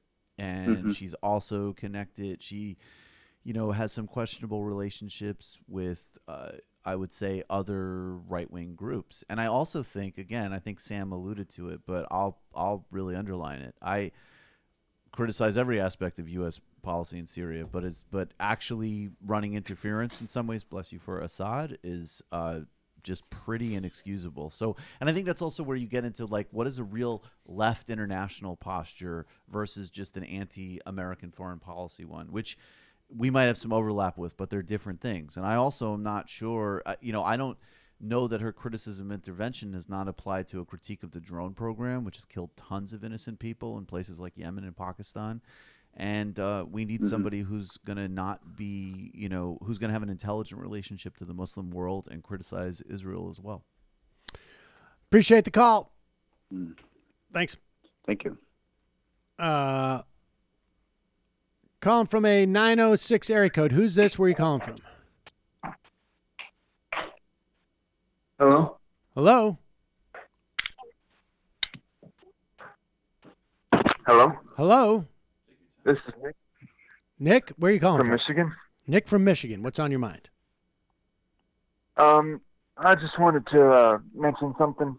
You guys were talking about electability of Elizabeth Warren earlier, and I wanted to mention, I think one of the major problems that she's actually going to have is if you take a look at our FEC filings, you'll see that there's a lot of contributions from shell PACs, such as the Midwestern Values PAC, Oregon's Priorities PAC, and things like that, that actually funnel money in from Raytheon, from the healthcare industry, Big Pharma, from Koch Industries, et cetera. And I think she's really going to have a terrible time trying to overcome that.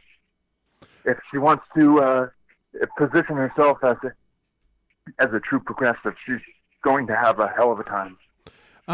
Send me a link to some of that stuff. That's interesting. I mean, I suspect it would be more problematic for me than it would be for most. For most, I mean, something like Raytheon doesn't surprise me. She's in, that's it's their home state type of situation. But some of the other industries are a little bit more surprising and problematic. But, and Raytheon's not terribly shocking. I mean, one of the deficits she has is in foreign policy, which I would say is shared by virtually every other candidate short of Bernie Sanders. Now, a guy like Chris Murphy, I think, is going to be better on those questions, but not necessarily on weapons. I mean, usually what it would be like, well, we could still pay for them, we just won't use them. I got to say, I think that particularly with regards to money from weapons manufacturers and bases and things like that, some people are obviously better than others, but that's such a systems issue. And if you go into anybody's record, you're going to find Bernie fighting for Boeing jobs in Vermont. You're going to find Ron Dellums, who used to do the peace budget and was a DSA person, always protected bases in Oakland. So it's like you got to look at that systemically versus trying to find somebody's this or that record, because if you play that game, even with the most progressive, you're going to find stuff on everybody. Appreciate the call. I do agree that we need someone that's harder to make look like a hypocrite and clown on, because Trump will do that. Yeah, it's hard for me to imagine that Donald Trump is in a position to say, she's taking money from a super PAC that is actually, or she's taking money from Raytheon. It's a bad deal.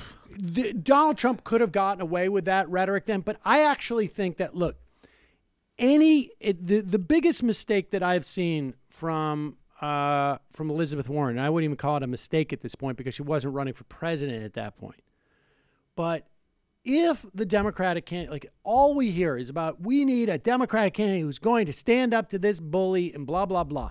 Any Democratic candidate who gets into that type of repartee with Donald Trump is doing themselves a disservice, because as soon, and this was the problem, which I was saying from in June of 2016, Hillary Clinton by far had a far more substantial resume than Donald Trump. She was, if you wanted someone who had more experience than really anybody in our government at being president and understood what the job was, you could not find one more experienced maybe than Hillary Clinton. Maybe Joe Biden hadn't been vice president, but I'm not even sure. I'm not even sure about that. No, dude. because- Decades in the Senate, chair of Senate Foreign Relations, and VP. I mean, he did have more, but not. It doesn't really matter. Well, but I mean, did. she I was don't care. Secretary of State and lived every day with the president and heard every single thing that was going on for 8 years, except for maybe some whatever, other things. yeah. But whatever. Yeah, That's what splitting does matter? hairs. Yeah. The point being that playing on that playing field is the wrong playing field.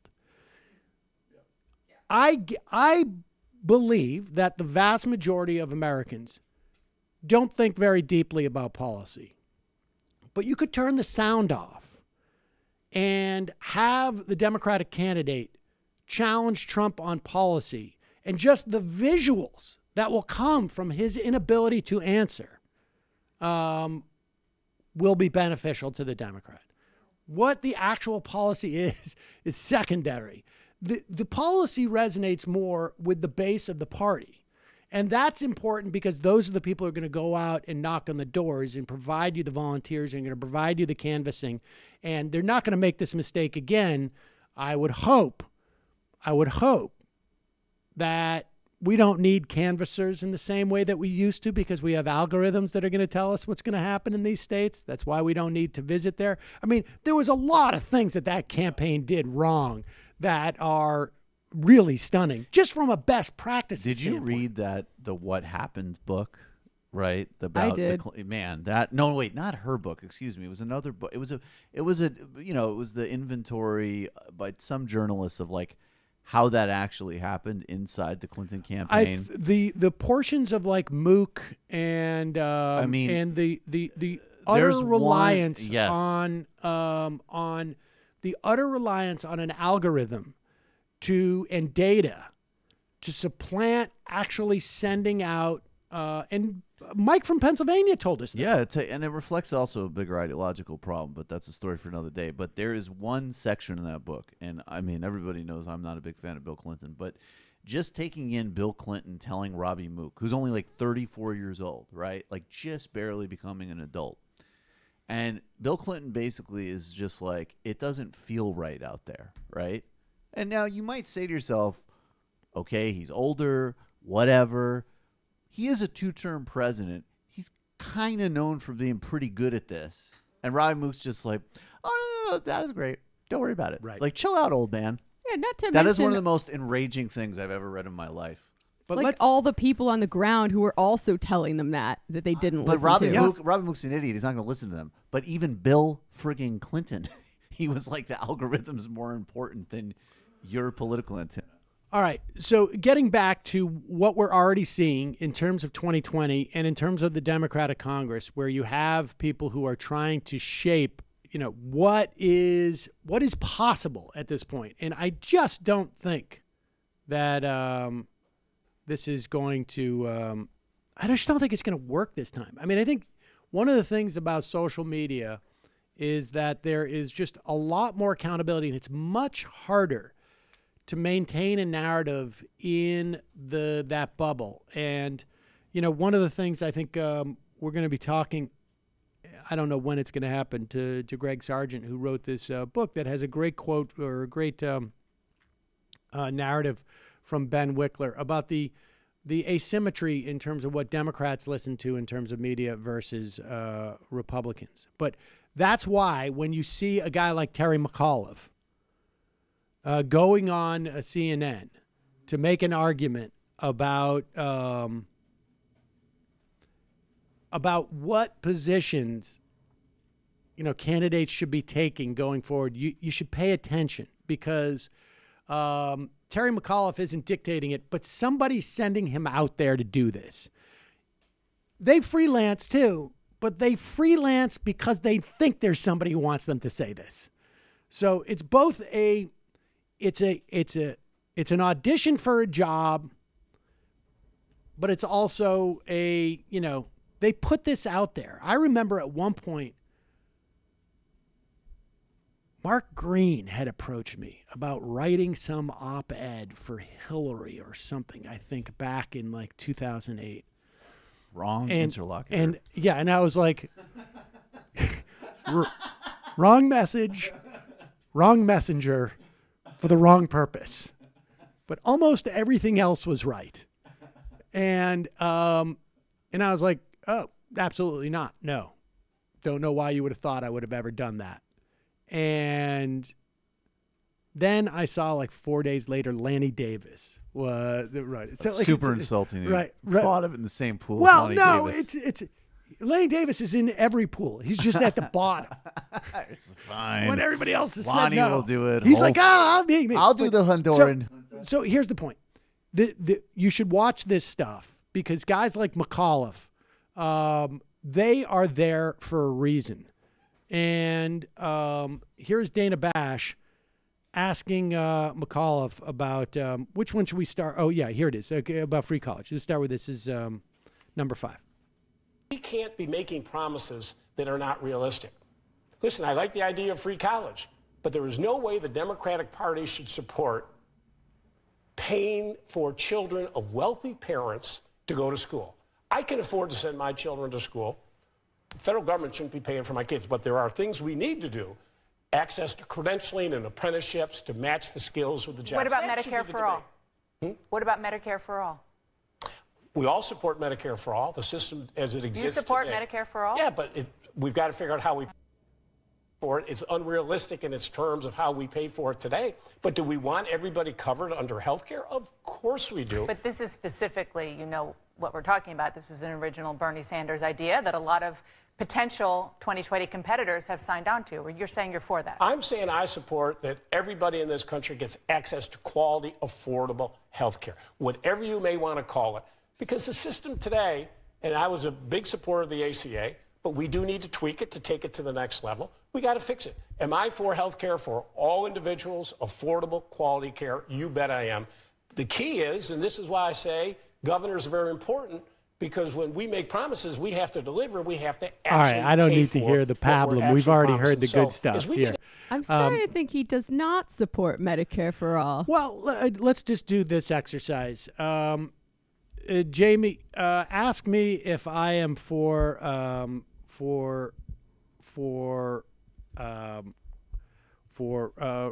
podcasts. Sam, are you for right-wing podcasts? Yes, of course I am. I'm for podcast. I think everybody who's on the left should have a podcast. Absolutely. Definitely. So yes, when you ask me if I'm for right-wing podcasts, I say absolutely anybody who's on the left should have a podcast. Should have access to a podcast. Yeah, should have a podcast. That's basically. All right, well, first off, there's two things. One is he's using the same line that Hillary Clinton did. I mean, this is basically trying to say we either are trying to stop a Bernie Sanders campaign, or we want to discourage it, or we want to get the narrative out there. This is a picture of Hillary Clinton saying the same thing about Donald Trump's kids shouldn't get a free ride to college. First off, let's just be very clear about this. You don't hear that same argument about Social Security, which is a universal program. You don't hear that same argument about Medicare, which is also a universal program for everybody over the age of 65. You don't hear it about, so you know that they believe in universality. And you know they understand that you don't need to means test Social Security. You don't need to means test Medicare. The way that you means test that is you tax wealthy people more, period, end of story. You do the same thing. The best thing that could happen to this country would be that Donald Trump's kids go to a free college provided by in every state, that there is a free option. The best thing would happen is that they go to the CUNY college that is free, so they can actually be around other people. Real besides social wealthy. benefits Yes. in World War II of people coming from different Without a backgrounds. doubt. Like serious. Now, the studies on it are amazing. I don't think that's going to happen. I think Donald Trump's kids and grandkids and wealthy kids are still going to go to private colleges. They're not going to take that public college option, but it would be great if they did. And the cost to the taxpayer would be minuscule. We're talking maybe a penny of taxes annually to support the number of wealthy people who would take advantage of this. But that would be great. That would be great if we had billionaire kids, millionaire kids going to school with someone whose parents, are making $40,000 a year. That would be the best thing for this country that we could imagine when it comes to college. So this argument that we don't want rich kids, it's just absurd. It's absurd. And if Terry McAuliffe is for Medicare for all, then he should sign on to a proposal. I'm sure we can get a letter for him to sign on, but he's not. So you got to just be careful about what they're saying. He's saying he is okay. He wants universal health insurance. And that just means taking the ACA and making it slightly more affordable in his mind. And that's about it. And that's just simply not enough. People are sick of it. People are really sick of it. And as you always say, as soon as you stick in that dishonest word access, then we already do have universal health care. Right. Everybody has access. Nobody's blocked from walking into. Right. It's just. I have access to a BMW. Right. It's the same. Totally. It's a fundamentally dishonest. I don't know why you're stopping there. You got access to one of those sweet Teslas. Yeah. Whoa, because we don't do Elon Musk shout-outs on this show. What's the matter with you? I'm sorry. Yeah. Sam's just trying to be epic. I just saw one of those at the car wash the other day. Wow, you're doing a lot of work there. I love it. Like every time we do an Elon segment, he's like, "You guys are so unfair. So unfair. So unfair to him. He's really doing trying his so best. much. He's really trying his best." Calling from a 606 area code. Who's this? Where are you calling from? Hello, Sam. How's everybody doing today? Very well. Who's this? Where are you calling from? This is Joe, and I'm actually calling from the wilds of West Virginia at the moment. Joe from West Virginia. What's on your mind, Joe? So there's an issue that's been coming up in my mind here lately, and I think it's been brought to the fore by talking about the Green New Deal. Yeah. And I just wanted to make a statement. Can you hear me? Sure. Can you hear me? Yes. Okay. So my statement is this. It kind of annoys me when people attribute scientific advancement to a particular economic system. And the reason I say that is because when you're in a lab, atoms don't ask you what your ideology is. What matters is the kind of resources and actual objective reasoning that you use. So, and I think this is going to come up during any debate with a Green New Deal simply because we have to develop technology that simply does not exist yet in some cases, particularly on carbon sequestration, or at least not at scale. And I just wanted to point that out there because that's been sort of a talking point by idealistic people and ideological people saying, attributing things to capitalism, for instance, or to socialism, when I would say that science is agnostic on these points. Well, but science it's going to come up with a Green New Deal. Science is agnostic, but science doesn't happen in a vacuum, right? It needs resources. And the question, that's correct. And the question is, under what system or policy will provide the most resources for that science to take place? And correct. Part of the problem with, the way,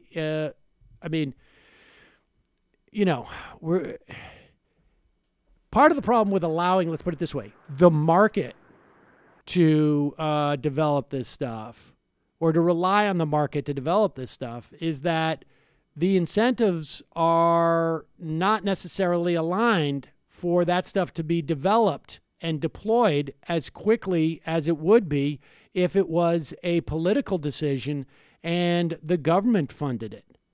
Right? I mean, that. Yes, and I agree. I agree with that. Mm-hmm. Didn't we also have a guest on who said that we actually do have the technology to solve the climate change problem, and the primary hurdle now is a political one? Well, to a certain extent that's true, but I don't think it's entirely true. And I say that merely because, I'm a scientist myself, and anytime I hear people talking about big projects that require a lot of deployment, especially on a target that is, I think everybody can agree with this, climate change is a moving target now, where its consequences as well as the other ripple effects that come out of it are not as predictable as we thought, because every time one of these reports comes out, we find out it's worse than we thought. And so I think it would be safer to assume that there are going to be problems that we don't anticipate with our initial plan, which is why we need a huge research component to whatever strategy that we're going to take on. But I don't understand what it is the issue you have with the Green New Deal. I mean, what I don't. I think what's going to happen in the political sphere is that you're going to get a lot of arguments from the right wing and from the markets to poo-poo the deal simply because there's no profit motive behind it. Well, that's absurd, right? Because yes, and it is absurd, but that's the argument that's going to be put out there, and they're going to go quickly on it. Right. No, I agree. But here's the bottom line: is that like the scientists who are working on this stuff, their profit motive, to the extent that they have one, is just that they have a job and that someone is paying them to find the solution to this. And probably some may have commission insofar as they'll have patents or whatnot or not. But the bottom line is you're going to say, like, I'm going to pay you to go into that laboratory and figure this out every day. They don't care where the money comes from. They're going to go and figure it out. And so if the government pays for it, the profit is what the taxpayer wants in return. And it may not be in terms of dollars. It may just be in like the ability to live and lack of costs and externalities that are saved. So, I mean, I think, yes, we're going to hear this argument that only the market can solve this, but we know that's simply not the case. And in fact, the market has a disincentive of solving this in as timely a fashion as we need to. The market has an incentive to exhaust all the potential revenue that can be garnered by burning fossil fuels before it moves on to the next thing. That is like, that's, I mean, it's super obvious to maybe you and I, but maybe not others. And but also, I appreciate the call. Real quick, a little bit more broadly, but connected to this, listen back to an interview that I did on this show with Megan Day called How Capitalism is Undermining Science. And she wrote a really good piece in Jacobin that more broadly, the level of scientific research is undermined by the market pressures on what should be objective disciplines. Look at and tobacco. I mean, that's like a perfect example. That's like the most blatant. Right. Is paying, right. But this is also like a guy who at the Edinburgh who did some major breakthrough in how we understand the Big Bang. And he had decades where he just didn't do anything. He wasn't publishing. He wasn't because he was working on a big problem. And he was like, in today's cycle, I would be fired immediately because the pressure structure of publishing and finding novelty and not doing long-term problems is such that type of work is exhausted. And that isn't as immediately relevant as climate change or tobacco, but it also has a big impact on how we understand ourselves. Right. And we have that same problem when it comes to teachers, art, when it comes to social work. I mean, precisely. Becoming a doctor in areas that is needed. I mean, et cetera, et cetera. Infectious disease medications. Yeah. There are political factors for support for this work, and there are political implications that this work has, right? Like the right is going around saying, oh, these climate reports, this science must be falsified. It's a conspiracy to bring about socialism because so much of the report says, we're going to have to forcibly transfer or expropriate a large percentage of the world economy in order to solve this problem. Like they know what the implications are. Now they might define socialism as like any time the government imposes any regulations on industry, but they know which direction it needs to go. But the funny part is that it's both a hoax in which people make money off of and a way of promoting socialism. Yo, as Candace Owens says, no greater promoters of socialism in the world than Jeff Bezos and George Soros. There you go. They're really doing it in a secret way. This is disturbing. Bezos is an accelerationist. Here is Mike Pompeo. He was he in Brazil? In Brazil for the inauguration of Jair Bolsonaro. This guy, Bolsonaro, is by all accounts a if not a full-blown fascist, a blossoming fascist. And He's a there's literal. I mean, I just want to say really quick. He's a literal fascist, and the reason it matters is because this is not even neo-fascism was coined as a term to explain the 1970s and 80s Brazilian regime of which he harkens back to and is a product of. So there's some who argue literally it never really describes- went away. It was all just sort of dormant, lying in like. Well, it's a little but- more complicated than that, but yeah. Well, I mean, the structures were dormant. So I just want to say, like, there's zero like. Where does he fit in between being a far-right authoritarian? Like, all of these pedantic debates, Right. which I don't have much time for anyways, frankly. But in this case, it's like, no, he literally is what the term neo-fascism was coined for. So Pompeo, our Secretary of State, is down there. And, look, one of the things you really need. His first meetings with Yes. One of the things you really need when you're a fascist leader is an outside enemy. And in this case, the United States is going to be an ally, a very warm ally.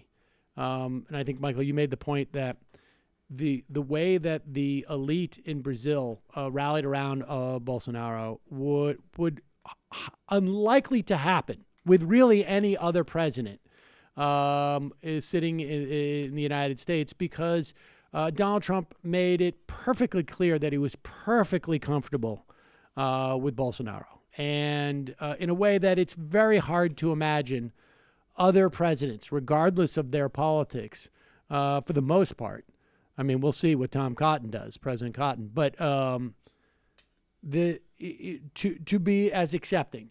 But here is Pompeo basically handing up the option of, there's always Venezuela. I mean, if you really need a war.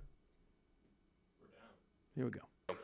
We had the chance today to talk about the bilateral relationship between our two countries. We believe that the opportunity between President Trump, President Bolsonaro, and our two teams creates a truly transformative opportunity for our two nations, for our two peoples.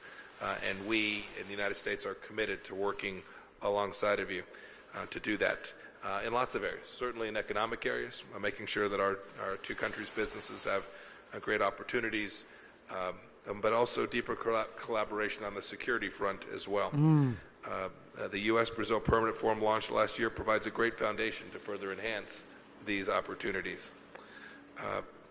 And we know, too, we will have the opportunity to work alongside of each other against authoritarian regimes around the world. While today heralds a new beginning in Brazil, it also marks 60 years to the day of repression and failed policies in Cuba. And we had a chance today also to talk about the threats that emanate from Venezuela and our deep desire to return democracy to the Venezuelan people as well. I'll close with this thought. If we do this well, we can make the lives of the people of Brasilia, the people of the United States. There you go. We're going to make the lives better for everybody through our invasion of Venezuela. Right? I mean, that's what's on the table. And I mean, this is a guy who's explicitly threatened that in 2017 when he was head of the CIA. So, I mean, it's like not exactly. I'm going to want to wait until February of 2019. February 2019. Because we need to be. I saw what happened with the Falklands. It worked really well. David Koch's been on the phones too, I'm sure, with talking about deforesting the Amazon and the paper products for Georgia Pacific, and also that oil. Well, who wants oil? You want to talk about the political implications of steps, science. The first steps of that have already been taken place, and it will be like a genocide of Native America, of indigenous people there. Also, he's already stripped protections in the Constitution that the Workers' Party put in for LGBT community immediately, and he's scanning social media accounts of all federal employees. But gotta have loyalty. Gotta have it. Gotta have it. But I also think, yes, I think that Donald Trump was a huge permission giver, and I also know that the Clinton and Kerry State Departments under Obama were abysmal in doing nothing to stop what was happening in Brazil going back at least to 2014 that set this in motion. Well, it's not like the United States has a great history of promoting democracy in Central and Latin America. And if we look at the way that the Obama and into Trump did supported lawfare and this sort of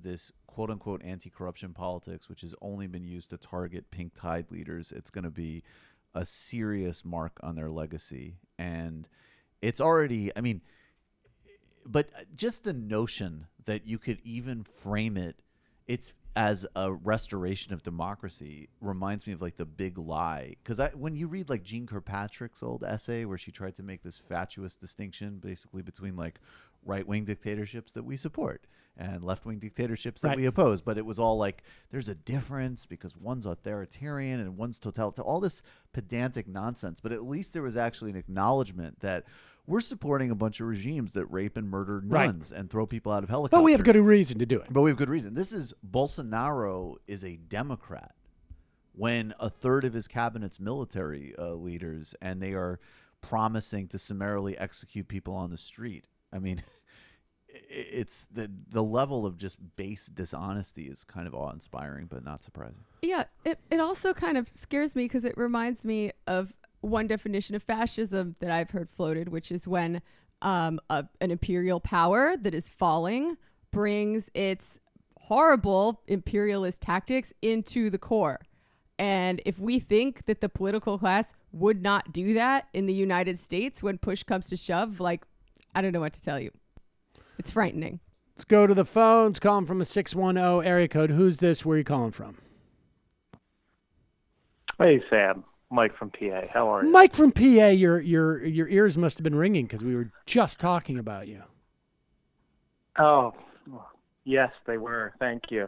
Happy New Year, everyone. Happy New Year. Hope you're doing well. Happy New Year. I wanted to just stand in awe at how great progressive movement is. It's that putting a knife in the back of anybody who stands up for them for decades. The Elizabeth Warren stuff has really been bothering me. Like the discussion today was really a lot of feels and not much policy. Like, for example, on Medicare for All, she was the second co-sponsor on Bernie's bill. So to say that she would lose to Donald Trump is just like another way of saying policy doesn't matter, and it's just personalities. No, I wasn't saying policy doesn't matter, but I also know how dumb politics are in this country, and people don't always vote based on policy. People don't vote on policy, but a lot of people don't vote on policy. But the fact is that people tend to vote more against a candidate. And there's Mike, you called in. I remember your call maybe more than anybody's in the day or two after the election when you said we went out there to do the get out the vote. And we started getting reports back that we were knocking on, like 1/4 of the doors that we were knocking on were voting for Trump. And that should not happen in the day before the election. You should know exactly whose door you're knocking on. You may not have people there because they're out doing something, but you shouldn't be knocking on your rivals' doors to get them out to vote, right? Oh, yeah. I mean, just this year as an example, for the Senate and the gubernatorial race here in Pennsylvania, they had knocked more doors than Hillary Clinton's campaign in the entire election in September. So, like, these statewide elections this year in PA blew Hillary Clinton's campaign out of the water. And I don't know if you know Bob Casey and Tom Wolf, but they're not the most exciting candidates in the world. I love, I'm glad that they're there, but they're not blowing anyone's socks off here. And so that kind of tells you where the priorities were. And Hillary Clinton had $2 billion and spent like nothing on field at all. It was like, anyway, I mean, we don't need to talk about let me ask you this, right? What's more relevant is, do you think that there has been, and you're only in Pennsylvania, and so it's hard to assess this, but do you think that it's going to be a long time before anybody, any campaign, regardless of who it is going to buy into the idea that we don't need to have field, that we can do this by big data? Because the question is, people talk about, have the Democrats learned a lesson? That to me is actually one of the few things that Democrats could learn, that literally anybody who shows up in a room and says, we don't need field, we need big data. Excuse me. We don't need field, we don't need big data. We just need big data is going to get laughed out of a room. I mean, do you think that's been internalized, at least in the small corner of the world that you work in? I mean, campaign strategy is kind of the same everywhere, and the truth is that everything that Hillary Clinton did is completely discredited. And everyone literally calls that a terrible campaign. It doesn't matter if you're a centrist or a progressive. Everyone thinks that was one of the worst ever. So, yeah, I don't think that, that people are going to do the same thing. And especially it was ridiculous. And somebody like Elizabeth Warren, just fundamentally is nothing like Hillary Clinton. I mean, superficially, I guess she's an, 69-year-old white woman. But, she comes from, as a single mom, working her way up. You ever had to try hearing her talk? People don't care about her past, though. Ever try hearing Elizabeth Warren talk? I'm just saying from a class perspective, it plays out in their message. Like Hillary Clinton comes from, she was the first lady who got a New York Senate seat that she moved into New York to run for, whereas Elizabeth Warren was a non-political person who worked their way up and actually lived the struggle. I think there's nothing wrong. I think what's very exciting to, adopt the two perspectives we can right now, which is that most of these candidates can definitely beat Trump. All numbers would indicate that. And number two, why not, I feel so comfortable. Well, we could talk about I think that that's the case. That's probably more where you might be more with Jamie on that. But the second thing is I think it's awesome to have a, okay, there was 2008 where maybe the reasons were superficial, but whatever. It was a clear Obama over Clinton choice. And then in 2016, Bernie Sanders offered something completely new in modern politics, which is amazing. And it would be very cool in 2016 to have, I think, in my estimation, one candidate's clearly better than another, but two candidates that are actually good and have a lot of positive attributes, and then other people trying to scramble to get onto their terrain. I mean, if we play this right and don't freak out prematurely, this could be a productive debate for once. Yes. Yeah. Well, I mean, I think we should wait till Bernie gets in before we start bashing Elizabeth Warren. I agree. You know what I mean? Agree. Well, she's especially because what's going to be funny is that's one of the reasons I'm not bashing her, because I'm not playing this game of pretending I'm not going to vote. If Bernie says he doesn't run, I'll probably be like, hey, Elizabeth, could you say something about, Palestine, Yemen, Lula, Brazil, whatever. But I'm going to basically the next day be like, yep, that's my pick. Look. Well, and I don't want people to feel like it's a second choice that they should, feel bad about. No, it's a good pick. She is really great on a pick. lot of issues, especially domestically. Totally.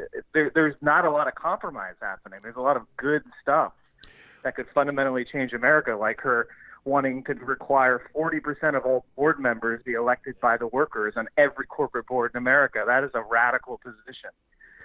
For American politics, anyway. And, her stuff on the environment and her stuff on campaign finance, I would be her proposal happy to support have the U.S. government produce generic drugs is about as radical of a proposal. Now, with that said, what was little reported is that the VA does this already.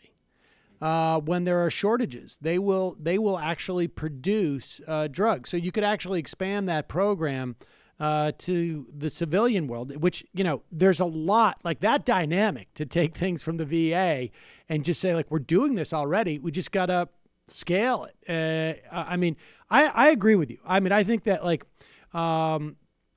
I think her critique is not structural per se, but the actual implications of her policies, I think, would go about as far as anything Bernie could do. I don't think that Bernie single-handedly could change the structure of the U.S. government, and I think that in many respects, I think Warren, there's certainly an argument that she has shown a certain amount of political acumen, particularly within the context of the bureaucracy, on how to get that stuff done. Now, he might mobilize a new social base, though. Can I just say one other? I mean, I think that's true. I just want to say, in the horizon, though, because I do actually want to be very middle of the road on this. If it becomes a relevant conversation, like we're actually in the campaign, polling data that maybe is legitimate is emerging, and we're seeing how they perform. I don't want to go, and it does actually turn out that she isn't a great candidate, and we're in the thick of it. I don't want to go through the same bullshit with Hillary, where every legitimate analysis and criticism is cheapened into like knockoff fake, intersectional politics, and every criticism of her is taken as bad faith. And I'm not going to accept that either. And also, I don't also accept.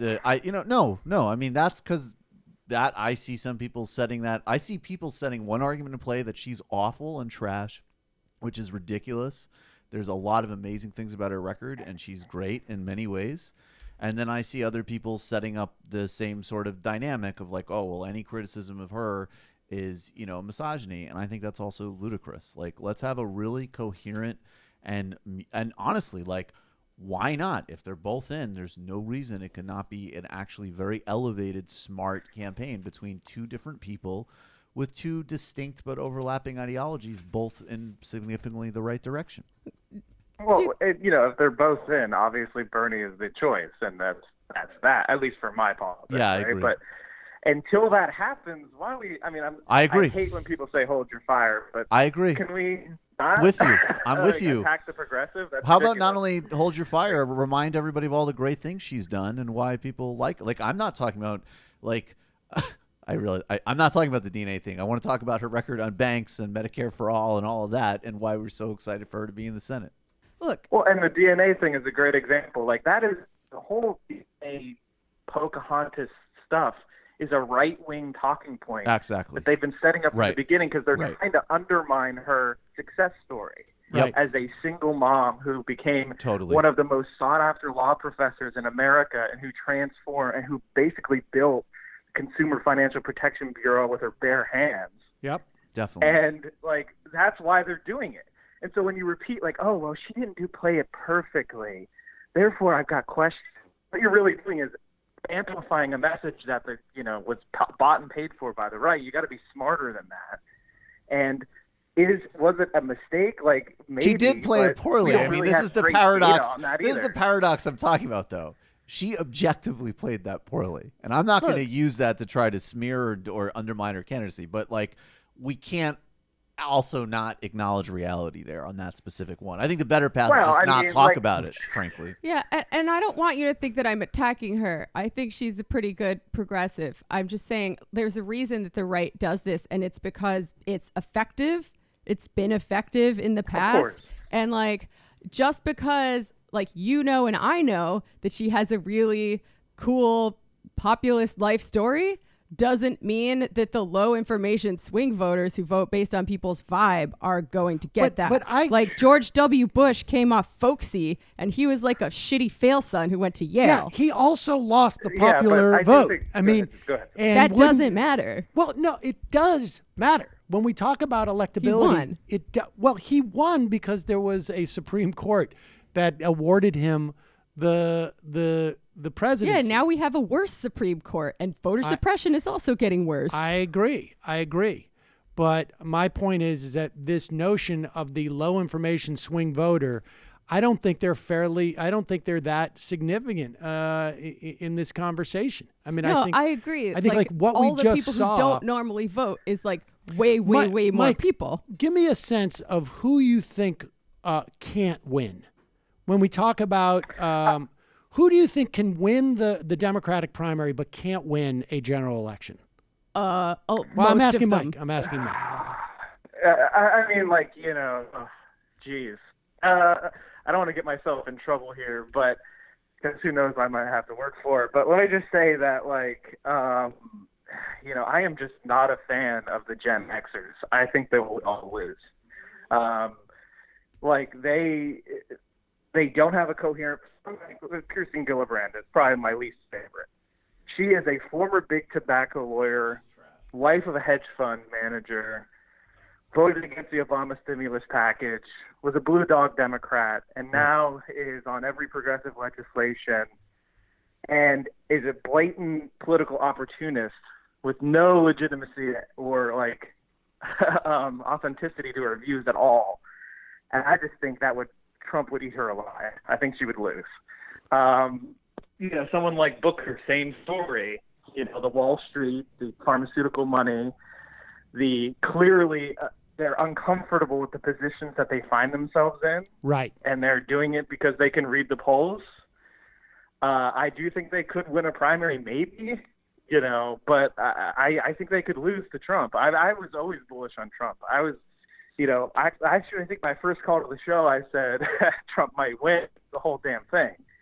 And I tend to believe that people vote based on policy or a feeling that they have about the direction of life and the direction of the country.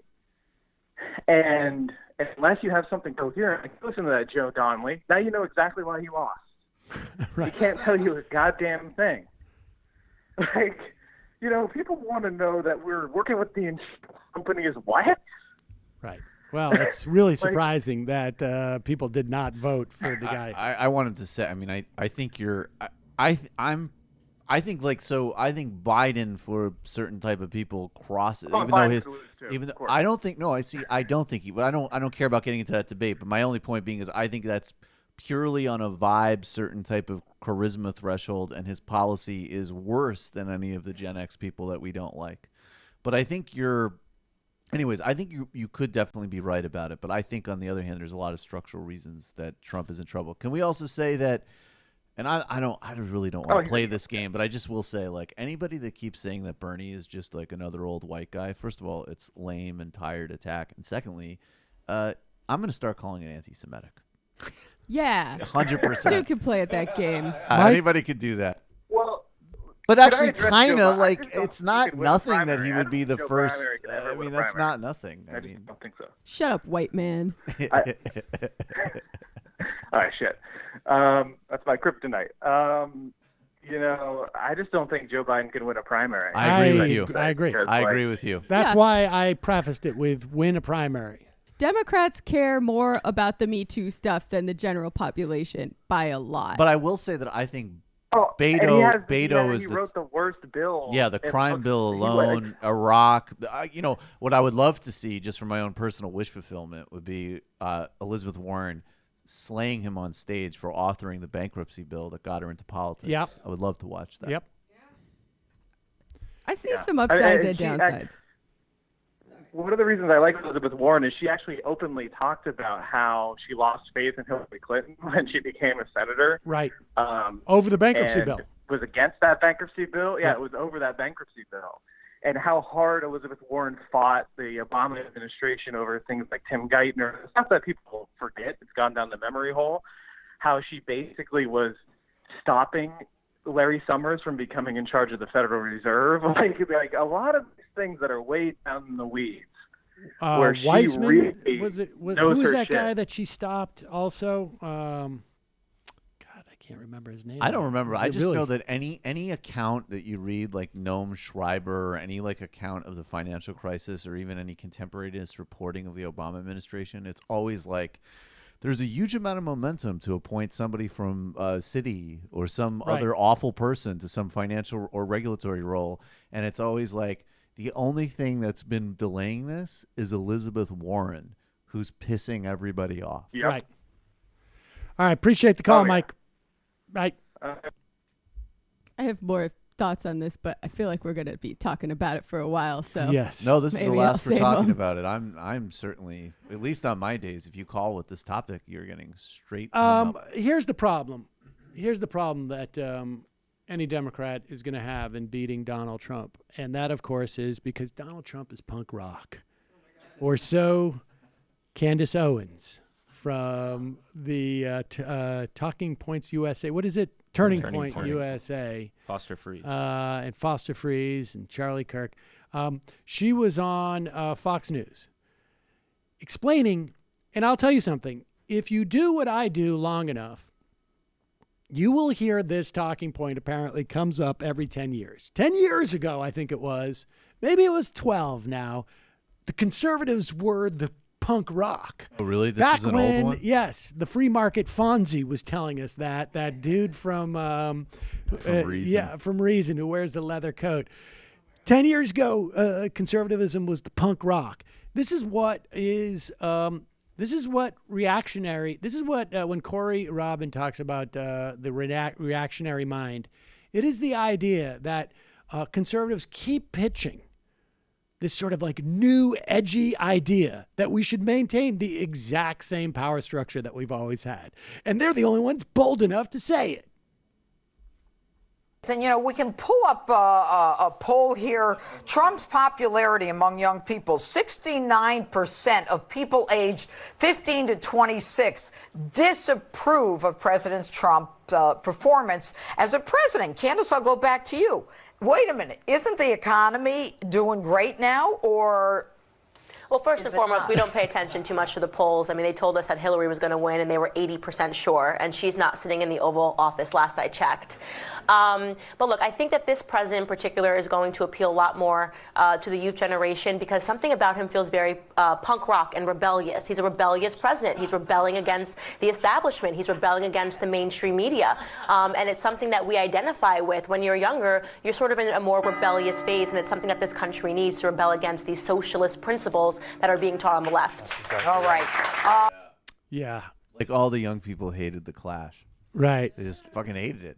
The socialist principles that we're all getting infused with, but they just, I don't know where exactly they're sort of showing themselves. Yeah, those mainstream establishment socialist principles. Exactly. That Billy Bragg song is about Antifa, actually. There you go. This just reminds me of the of Who Is America episode that Sacha Baron Cohen did, where he got these 3 right-wing internet trolls to go like. He was testing to bring them underground, and he's just like, in order to infiltrate Antifa, you need to know girls. And so it's just like, what is your favorite episode of Girls? You're going to say season 2, episode 6, when he meets Lad, who is the neighbor. And then the guy comes up to him, and he's like, hey man, what's your favorite episode of Girls? And Sacha Baron Cohen is just like, season 1, episode 7. What is your favorite episode of Girls? And the guy's like, oh, hell, that'd be season 2, episode 6. Where she meets Laird, and then Marty comes over, and they get into a whole bunch of trouble. Oh, man. Lena Dunham, join Antifa. That's one of the funniest things Donald I've Trump seen all is year. punk rock. I wonder how much punk rock Candace Owens listens to. Oh, yeah, lots. There you go. Paul Well, Ryan folks. likes Rage Against the Machine. Oh yeah, well he's total punk rock. All right, I want to touch on this just for a minute because I don't want it to, like just floating around. So apparently Louis C.K. was doing stand up on Long Island. I don't want to spend too much time on this, but and you know I think I've mentioned in the past that I'm friendly with Louis, and I consider him a friend. I see him maybe once or twice a year. Last I saw him was about 6 months ago, maybe more. And but it was after his Me Too situation, and I'm not convinced that the stories that were in that New York Times were wholly accurate in terms of what was. Let me put it this way: I think his activities were probably accurate in those, but I don't think that we got the whole story. Let's put it that way. Nevertheless, I do think that he had a debt that accrued. I'm not saying that he is innocent of anything or was at that time. And I do believe the stories of the women. I think that the way that it was reported was not necessarily gave a fully accurate picture, but I do also think that he owed a substantial debt, and I was, comfortable with, that situation, at least in terms of like what happened to him publicly. At the time, though, I was also concerned that, you know, when you're in that situation and there's a healthy amount of narcissism to get that famous that you need to have, and then there's a even more substantial amount of acquired narcissism that comes with that type of fame.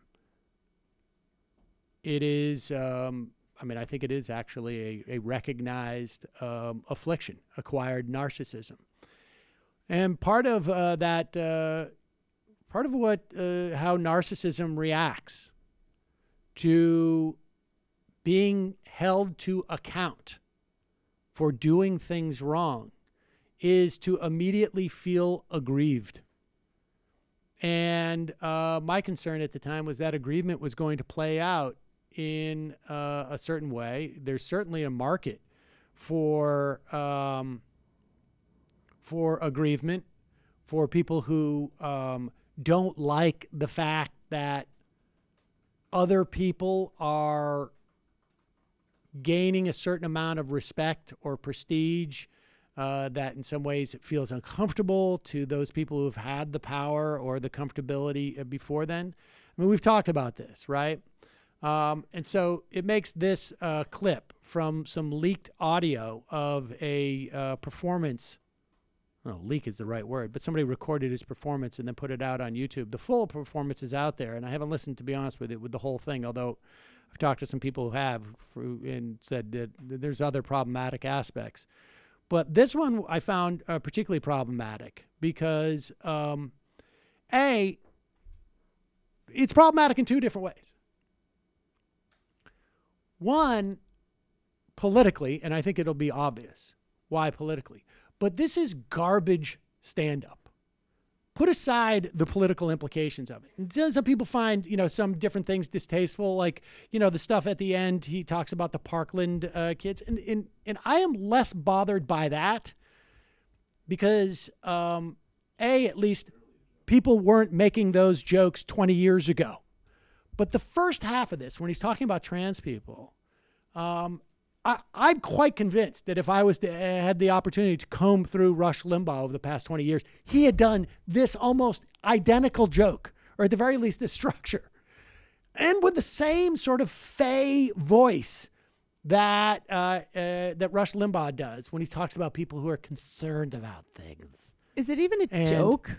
Well, it's the hackiest of material, and it also is, well, we'll break it down afterwards, but listen to it. Listen. But I'm a little disappointed in the younger generation, honestly, because I'm 51 years old, and when I was like 18 to my 20s, I mean, we were idiots. We were getting high, doing fucking mushrooms and shit, and then older people were like, you gotta get your shit together, and we were like, yeah, fuck you. And I was kind of excited to be in my 50s and see people in their 20s and be like, they're crazy. These kids are nuts, but they're not. They're fucking, they're just boring. Fucking telling them, you shouldn't say that. What are you, an old lady? What the fuck are you doing? That's not appropriate. Fuck you, you're a child. Why are you finger fucking each other and doing jello shots? Like, why aren't you... You should address me. They're like royalty. They tell you what to call them. Fuck 'em. You should address me as they, them. Because I identify as gender neutral. Oh, okay. Okay. You should address me as there. Because I identify as a location. And the location is your mother's cunt. It doesn't have to be that nasty. But it can be. I don't know, they testify in front of Congress, these kids? Like, what the fuck? What are you doing? You're young, you should be crazy. You should be unhinged. Not in a suit saying, I'm here to tell, fuck you. You're not interesting. because you went to a high school where kids got shot? Why does that mean I have to listen to you? How does that make you interesting? You didn't get shot. You pushed some fat kid in the way, and then now I got to listen to you talking? Now, so I mean, the Parkland stuff, I mean, is like I think I can understand why people would be offended by it, but I don't know that I would agree with the social critique, but I think that's somewhat I think it's somewhat within the realm of a decent joke in some respects, but it's intentionally hyperbolic. Yeah, right, and that's what comedy is, but.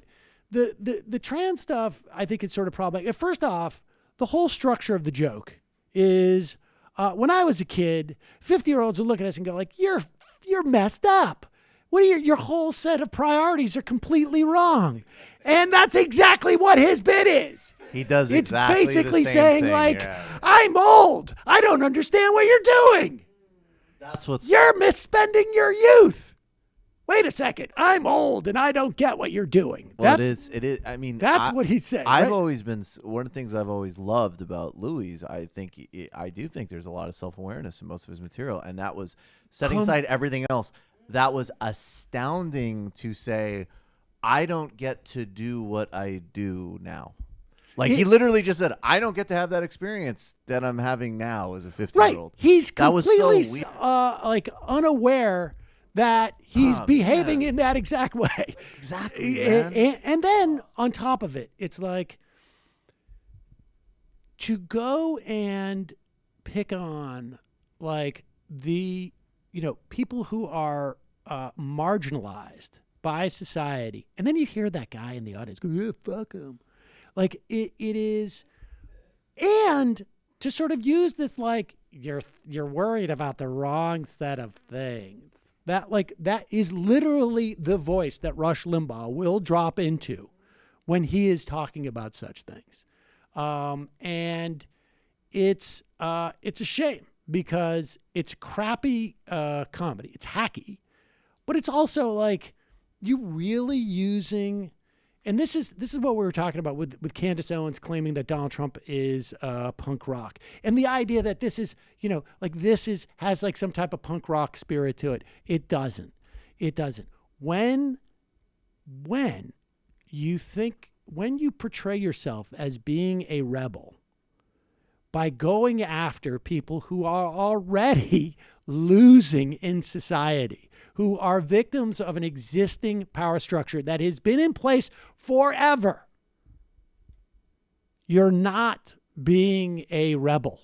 You are simply maintaining the power structure in a leather coat you got from Sky Mall. That's basically what's happening there. Sky Mall. That's a good touch.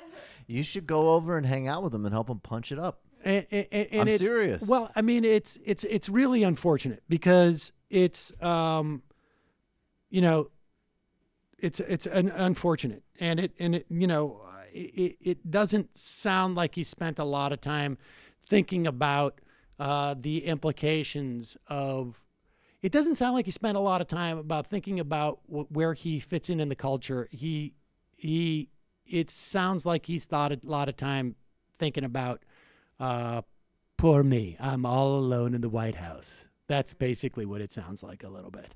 Wasn't his set 5 years ago basically about like how guys are always fucking shit up and like we're the problem? Wasn't that pretty much it? I mean, there was a lot of self-awareness about that. He's also a guy, who I think was proud of the fact of having put cast a transgender person to play a transgender character, just voicing it on his cartoon. He had a cartoon that was going to come out. I mean, I think like and he was also, he was a very, in a good sense, I think he was equal opportunity in terms of his mockery and sort of skewering of people's, whatever. I think clearly he always did that across the board, and his politics, I think, were obviously on the left. But he was, I mean, no, I don't think his comedy was ever like, not potentially highly offensive to lots of people. But it's like and it was also- really funny and it was intelligent. Like, to me, But the construction of I that think joke that for a moment. No, I like, agree. What's weird is just like you can make that argument that whatever, you don't like the way that kids are rebelling today and that your rebellion was real rebellion. I mean, that's a little bit of a hacky premise, I think, and unless you do something interesting with it at the end. But there's so many other examples in which you could use as opposed to like, hey, some of the most marginalized people in our country who are literally being killed because of this, who literally like being killed, who were literally used as a leverage in the 2016 election, right? People forget the transgender bathroom, brought a lot of those evangelicals out. To go to that as the way to sort of say, like, that's why people, like, this generation's not rebelling in the right way. Like, this generation, that is actually incredibly rebellious. To say, hey, the gender norms that we have been, in place and have oppressed a certain significant amount of people and have caused people to be literally beaten to death. We're going to fight back against that. We're going to fight back against it, not by taking mushrooms, but by going to the levers of power and forcing the levers of power to accept it. That's pretty rebellious by any definition of the term. If you want to say, I was a F up when I was 21, and now I look at these kids and they're going in suits and testifying at Congress and really doing something, now I feel like an even bigger F up. That's another construct. But to choose to see that reality and create that joke it's depressing to me. Well, even if it was transgressive to dump on trans people, like, that wouldn't make it good. Like, being transgressive is not inherently good. Like, there were punk bands in the 70s who would put swastikas on their jackets, not because they were Nazis, but because that was like the most transgressive symbol that they could think of. And it was transgressive, but it was bad and dumb. And like, there are certain norms of liberal society that are good and fine, and we don't need to throw them out with all the stuff that's bad. But just like, man, it really depresses me, because I remember when he wrote his apology and he said, I've spent my long and lucky career talking and saying anything I want. I will now step back and take a long time to listen. And I was like, oh, you know what? He seems like the first guy that could maybe come back from this, Like, I definitely think a lot of people wanted him to. What he did was like not so bad, or what he was accused of doing or whatever. And like, his whole career pretty much is about talking about his own shortcomings and how like he's a sad, fucked up guy, but wants to be decent on the inside. And if he'd played this right, if he'd been decent about it and actually spent a long time listening and then come back with some kind of serious, like hour-long Netflix special where he talks about all the ways that he's fucked up and shitty, but like he's trying, like, I think that would have been great, but he went in the opposite direction. Yeah. I mean, I don't know if he came back too early or, I mean, and I think, it's depressing. It's depressing.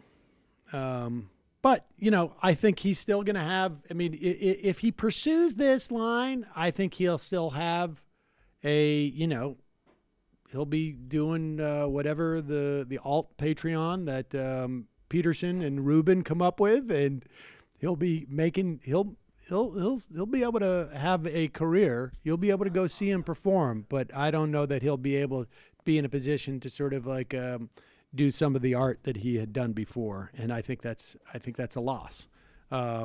Me too. But I also think that, he could have been so honest and so insightful about it in the way that he is, Comedians in general, like I think some of the best comedic minds don't stay that way throughout their career. Has been, I think a lot of times, frankly. But yeah, well, when you're on top, it's harder to be an underdog, right? It's true. Vispa, why did folks? We're not going to get to all the calls. We have 30 people hanging on the line, and so I just think it's unlikely today. I apologize. Maybe we'll do more tomorrow. I'm not sure. We'll see what we do. Vispa, why did Jimmy Dore jump so far ahead in the subscriber count? Maybe we could do just like all calls tomorrow. Maybe we should do something like that. A member show, member only show. Maybe we'll do that. Vispa, why did Jimmy Dore jump so far ahead in the subscriber count? I think they bought subs when you guys jumped ahead. Also, I think it's worth touching on Dave Rubin and company leaving Patreon. Yeah, maybe we'll get to that tomorrow. I wasn't aware that Jimmy had jumped so far ahead of us. We had a lot of accounts culled, and I don't know that everybody gets that at the same time. I think they just go around. I mean, we were getting like 35,000 subscribers a month, and then having like 28,000 or, scrubbed or something. We probably were due for it. I'm not sure. We'll see. I'm not terribly worried about it. I mean, and if I have to go buy fake subscribers, that's what I'm going to do. Congressional baseball fans, spring training is just around the corner, and after a long day of pitching and hitting practice, I get a good sweat going. I turn to liquid IV to restore my electrolytes. Colin from Nebraska, Happy New Year, and our crew. Hey, Sam, do you have your Super Bowl prediction? Yeah. Pats. Pats, Saints. I'll go with Kansas City Saints. That's football, right? Adam Cokehead. Sam, I missed you. Too long, man. Chris Hayes is more famous than you and definitely makes more money, but he still went back to work last Wednesday. Just saying. Love you. Well, he took his vacation earlier. Attorney Andrew, a certain man with a name similar to Miff Schmechter, continues to disappoint. Just this past week, Miff retweeted that the white Bernie bros are going to lead real progressives astray. In response to a story that Trump voters could lose food stamps, good. Let them eat MAGA hats. Oh. No. Miffy. The cool thing about socialism is we want food stamps for assholes, too. There's no moral means testing on any program. I'm just sitting here staring at my autographed picture of Mark Hamill and shaking my head. Majority Report, Zach. Hey, Sam. Happy New Year. I'd love you guys to look at Warren's awesome fair housing legislation that cuts through one of America's biggest problems, zoning. Look at that. And the YIMBY movement in general, I'd recommend interviewing Dan Burlett. All right, that sounds pretty good, actually. I've been wanting to do more housing stuff, and it's tough to find. It's tough to find experts at it. It's also, that also turns out to be like sexy. The sexy housing. I mean that in the the way that I think we like all know what you meant. Yeah, big old poly in a house. certain sense. Right. Sexy housing. Sexy housing. That's what we're gonna. That's what we're trying to do. We're trying to make the show sex it up a little bit. With you actually used to be. I remember you really were the one who would be like, "We need more. Include PayGo in the title. It will take off on YouTube." Say it would take off on YouTube. If you don't put Simpson bowls in it, nobody will get it. I'm trying to do numbers here. Champagne communist. Why hasn't socialism ever worked? Asking for, and excuse the oxymoron, for a dumbass libertarian friend. Well, I think that socialism has worked. It's working like as we speak. Yes. You can look at Scandinavian countries, but you can also look at things like the NIH in England. I mean, if you start to NHS, can I also just say this is just a fun factoid to add to our arsenal from Ben Burgess. More of the French economy is under government control than the Venezuelan one. So you either have to go with the France is obviously a mixed market economy. But socialism is working in a lot of ways there, or you go in the other direction, which is like we haven't had it yet. Baby. Yeah, judging from his name, I would say he's not just talking about like social democracy, but like socialism, where you actually get rid of capitalism, eliminate class society, and spread it all over the world and provide a great life for everyone. And that hasn't worked yet, but we can learn from the mistakes of the past and we can learn from the achievements of the past for sure. Well, great but things happening in Cuba. The difference, the way that I would, to me, the distinction, in terms of that dumbass libertarian, I would say that I think to a certain extent there is an argument that both of those, the ends of libertarianism and the ends of a purely socialistic state are utopian. But there's every step of the way towards that maybe never achievable socialist utopia is significantly an improvement for society. Whereas it's the exact opposite with libertarianism. Every step towards that utopianism is horrible for society, even if you could get to that utopia. Is bad, is a net negative for society in terms of helping the most amount of people. Well, if you really want to blow his mind, you can introduce him to Noam Chomsky and libertarian socialism, because if he's a good faith libertarian who actually does care about freedom, then he needs to understand that there are other things making people unfree besides the government. And most people, they're primarily oppressed not by the government, but by their jobs and by their bosses. And when you get rid of the state, but you allow capitalists to continue accumulating money and power, then most people aren't going to be free. Feudalism. CJ, this app didn't take my first IM. Anyways, hi, everybody. Hope you had a good break.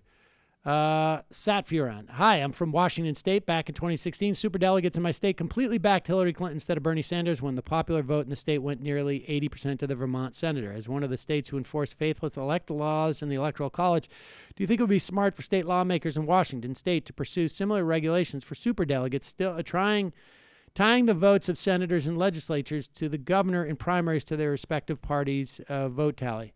I mean, the number of superdelegates now, I think, is my understanding has been greatly diminished. I thought it was cut by like at least a third, right? Yeah, and I think it's maybe only active electeds. I mean, I just think it's. I don't know, because I just don't think it's that important. I haven't spent a lot of obsession with superdelegates start. Well, I think. Look, Yeah. I think it's important for the media to report superdelegates versus regular delegates. But the obsession started because they aligned for Clinton and early on. I mean, they also aligned for Clinton early on in 2008. But I remember that. I remember when Obama started picking off superdelegates and they started flipping, and that was a following. That was a tail that followed him just flipping the electorate. Right, which is what I've always argued they would do anyways.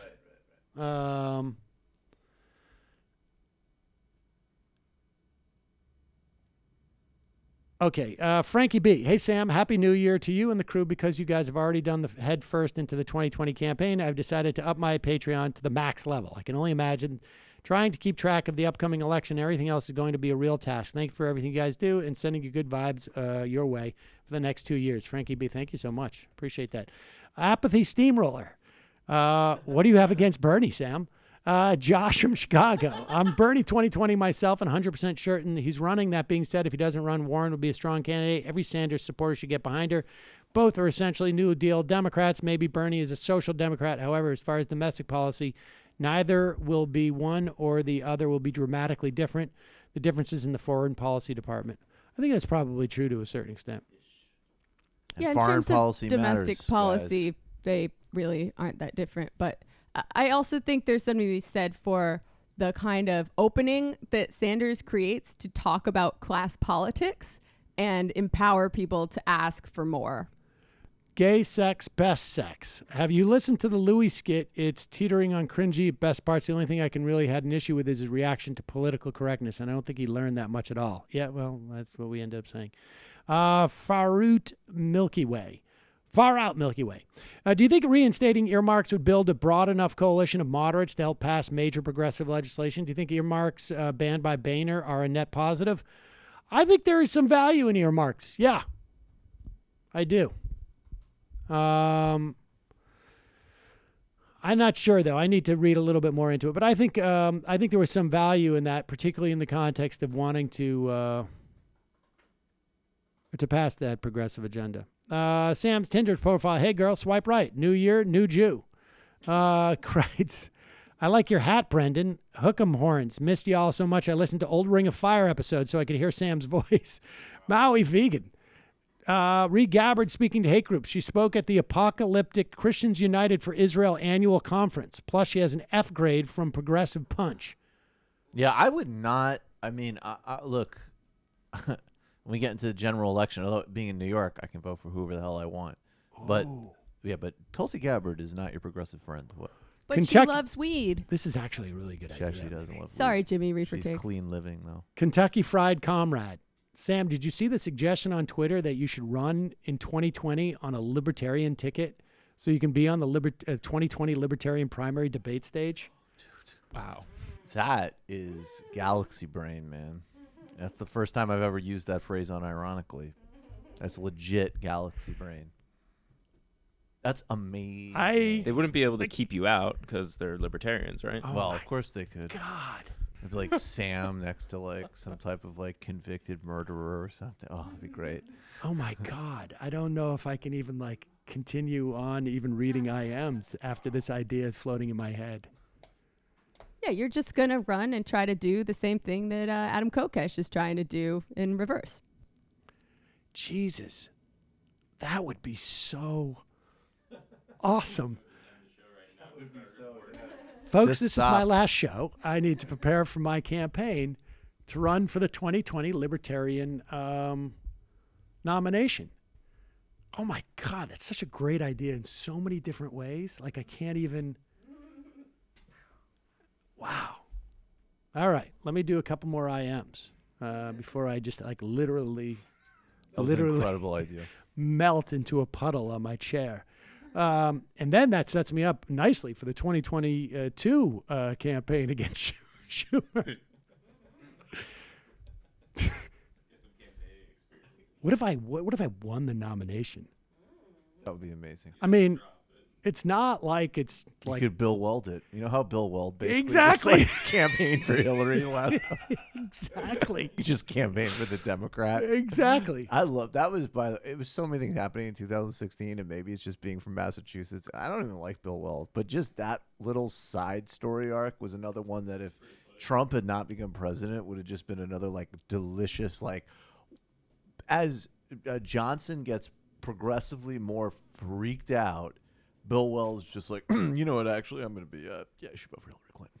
Oh my God. Just that whole little side drama was hilarious. Oh my God, what a great idea. I can't get over it. Ebeth Rose just signed up to be able to IM one of my favorite people ever, Sam Seder. I'm with you all. Bernie is my number one. I want him to run, but it's not too early to strategize and start having conversations with our communities. Through organizing for Bernie or through other organizations, it's time to get to work. The first step is to let our number one choice know we are willing to do the work necessary to run a corporate-free campaign. Sam, do you actually see these IMs? How did the war on Christmas go for you? Run, Sam, my bell. Run. We'll see. Dominica Allen, this is a smaller point, but during the DNA test disaster, Warren kind of proved she wouldn't be able to handle facing Trump by the fact that she took his bait during the whole ordeal and played into his games and ultimately lost his game and embarrassed herself. Dude, I agree. She handled it really poorly. It was stupid. We hit her. But there's also a thing called self-fulfilling prophecy. The other alternative possibility is she learned her lesson and will respond more adroitly. Like, I mean, just come on. We don't I know. hope that you're right. But like she does need to learn, and everyone needs to learn. You can't own Trump with facts and logic because he just doesn't care. No, but the failure of that was not that he was trying to own, she was trying to own Trump. I think that's a misreading as to what the agenda was and a misreading as to why that was a failure. I think like what they should have done is they should have made a much less big of a deal of it, and that they should have made sure that they had support from the community. She has a good relationship, largely, I think, with the Native population. She's actually sponsored a lot of legislation, but I think they needed to get out in front of that. My understanding is it was a bit of a rush job in reading the TikTok about it. But the other issue is You don't get into name calling with him. It's the opposite. You stay her strength. It's like you don't run with a basketball team that is known for running. You stay and you play your game. This is the point where you define your game. And she should only be talking about policy and its implications. I don't even think she should be addressing him. And that's she should be why- saying, like, you keep up with me. I don't keep up with you. And that's why Sanders and her have the distinct advantage. Because that's another reason that it would have been a Bernie would have won thing is just even, and we talked about this at the time, just the simple, like, they're in a debate stage, and he's like, crazy Bernie. And he's like, yeah, okay, whatever. Right. Back to my plan for how your life gets better. Exactly. Back to my plan for how your life gets better. That's exactly. Exactly.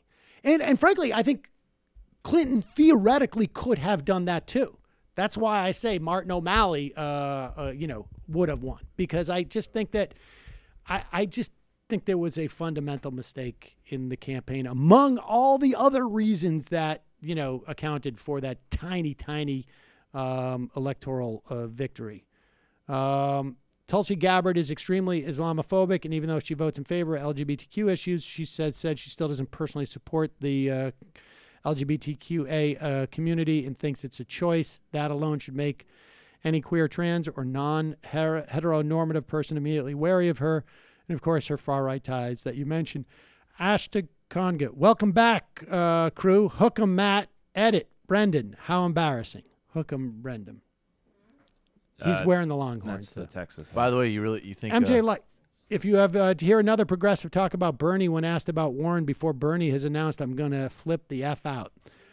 Brock from Virginia. Hey, I'm our crew. Chomsky and a few others were criticizing the way we're pulling out of Syria and leaving the Kurds. U.S. selling Turkey $3.5 billion in missile also doesn't help. I realize this is a complex issue, so I'd like to hear what more informed people than me, like you guys, think about how we balance anti-imperialism and pulling out of Syria without hurting the Kurdish people. I mean, we talked about this. I 100% agree with Chomsky. Please watch my special report with Gene Bajlan on the Michael Brooks Show YouTube channel. You use the leverage of dropping out of Syria to ensure that there is some protection for the Kurds, at the very least, just because they've been your allies. But I think this is all about,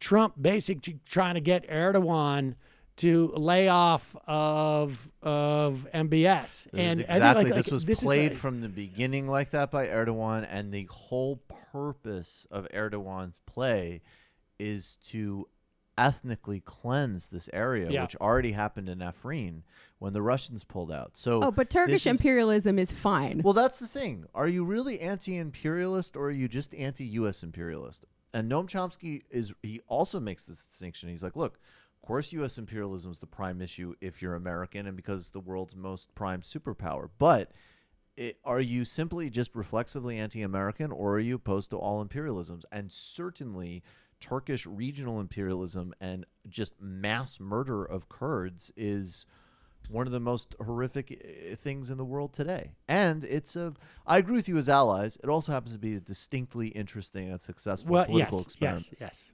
Yeah, I'm not delusional enough to think that the U.S. actually supports the revolution in Rojava, but, they got to take their allies where they can, and now they're going to have to make a deal with Assad, which is very arguably dangerous worse, because he's already said that he won't accept an alternative military, which is how they have their whole power base. And I just think, I find people, this is like sitting here and, being sanctimonious about who the Kurds have aligned with. If you're doing that on Twitter, that's a self-canceling stupidity. Yeah, they literally want to survive.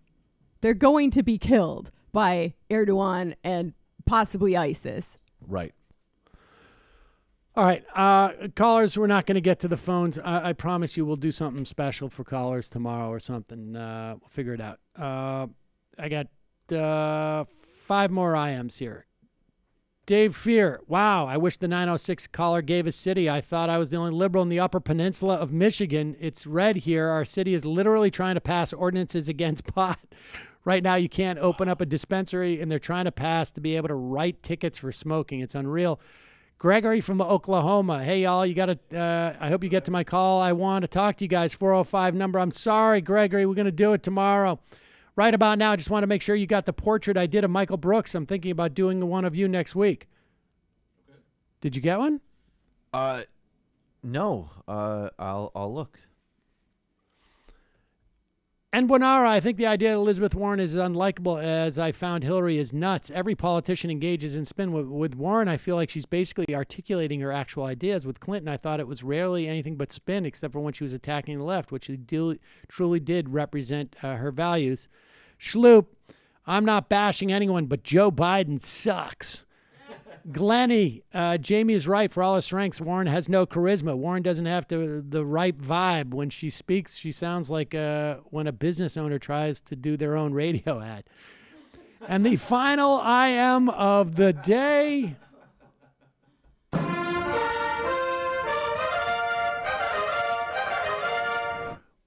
Lead me. Much like the mainstream press was in denial that there were future Trump voters out there, I'm finding that the Majority Report crew is entirely in denial that a bunch of people are not fans of Bernie Sanders, acting like there aren't a bunch of progressives who have a legitimate reason to dislike him and prefer other candidates, e.g. Warren, is getting tiresome. You need to entertain more callers and other guests who prefer other candidates to Sanders for balance and accuracy, not because it's inherently wrong to like Sanders. All right, folks, see you tomorrow. It might take all the strength I got to get to where I want, but I know somehow I'm gonna get there. I wasn't looking when I just got caught between the truth and the light bar, but finding out won't make me feel any better. Yeah, I know clock is ticking, but the meds are gonna kick in, and my pilot light shining bright. I get somewhere the choice was made, for the option where you don't get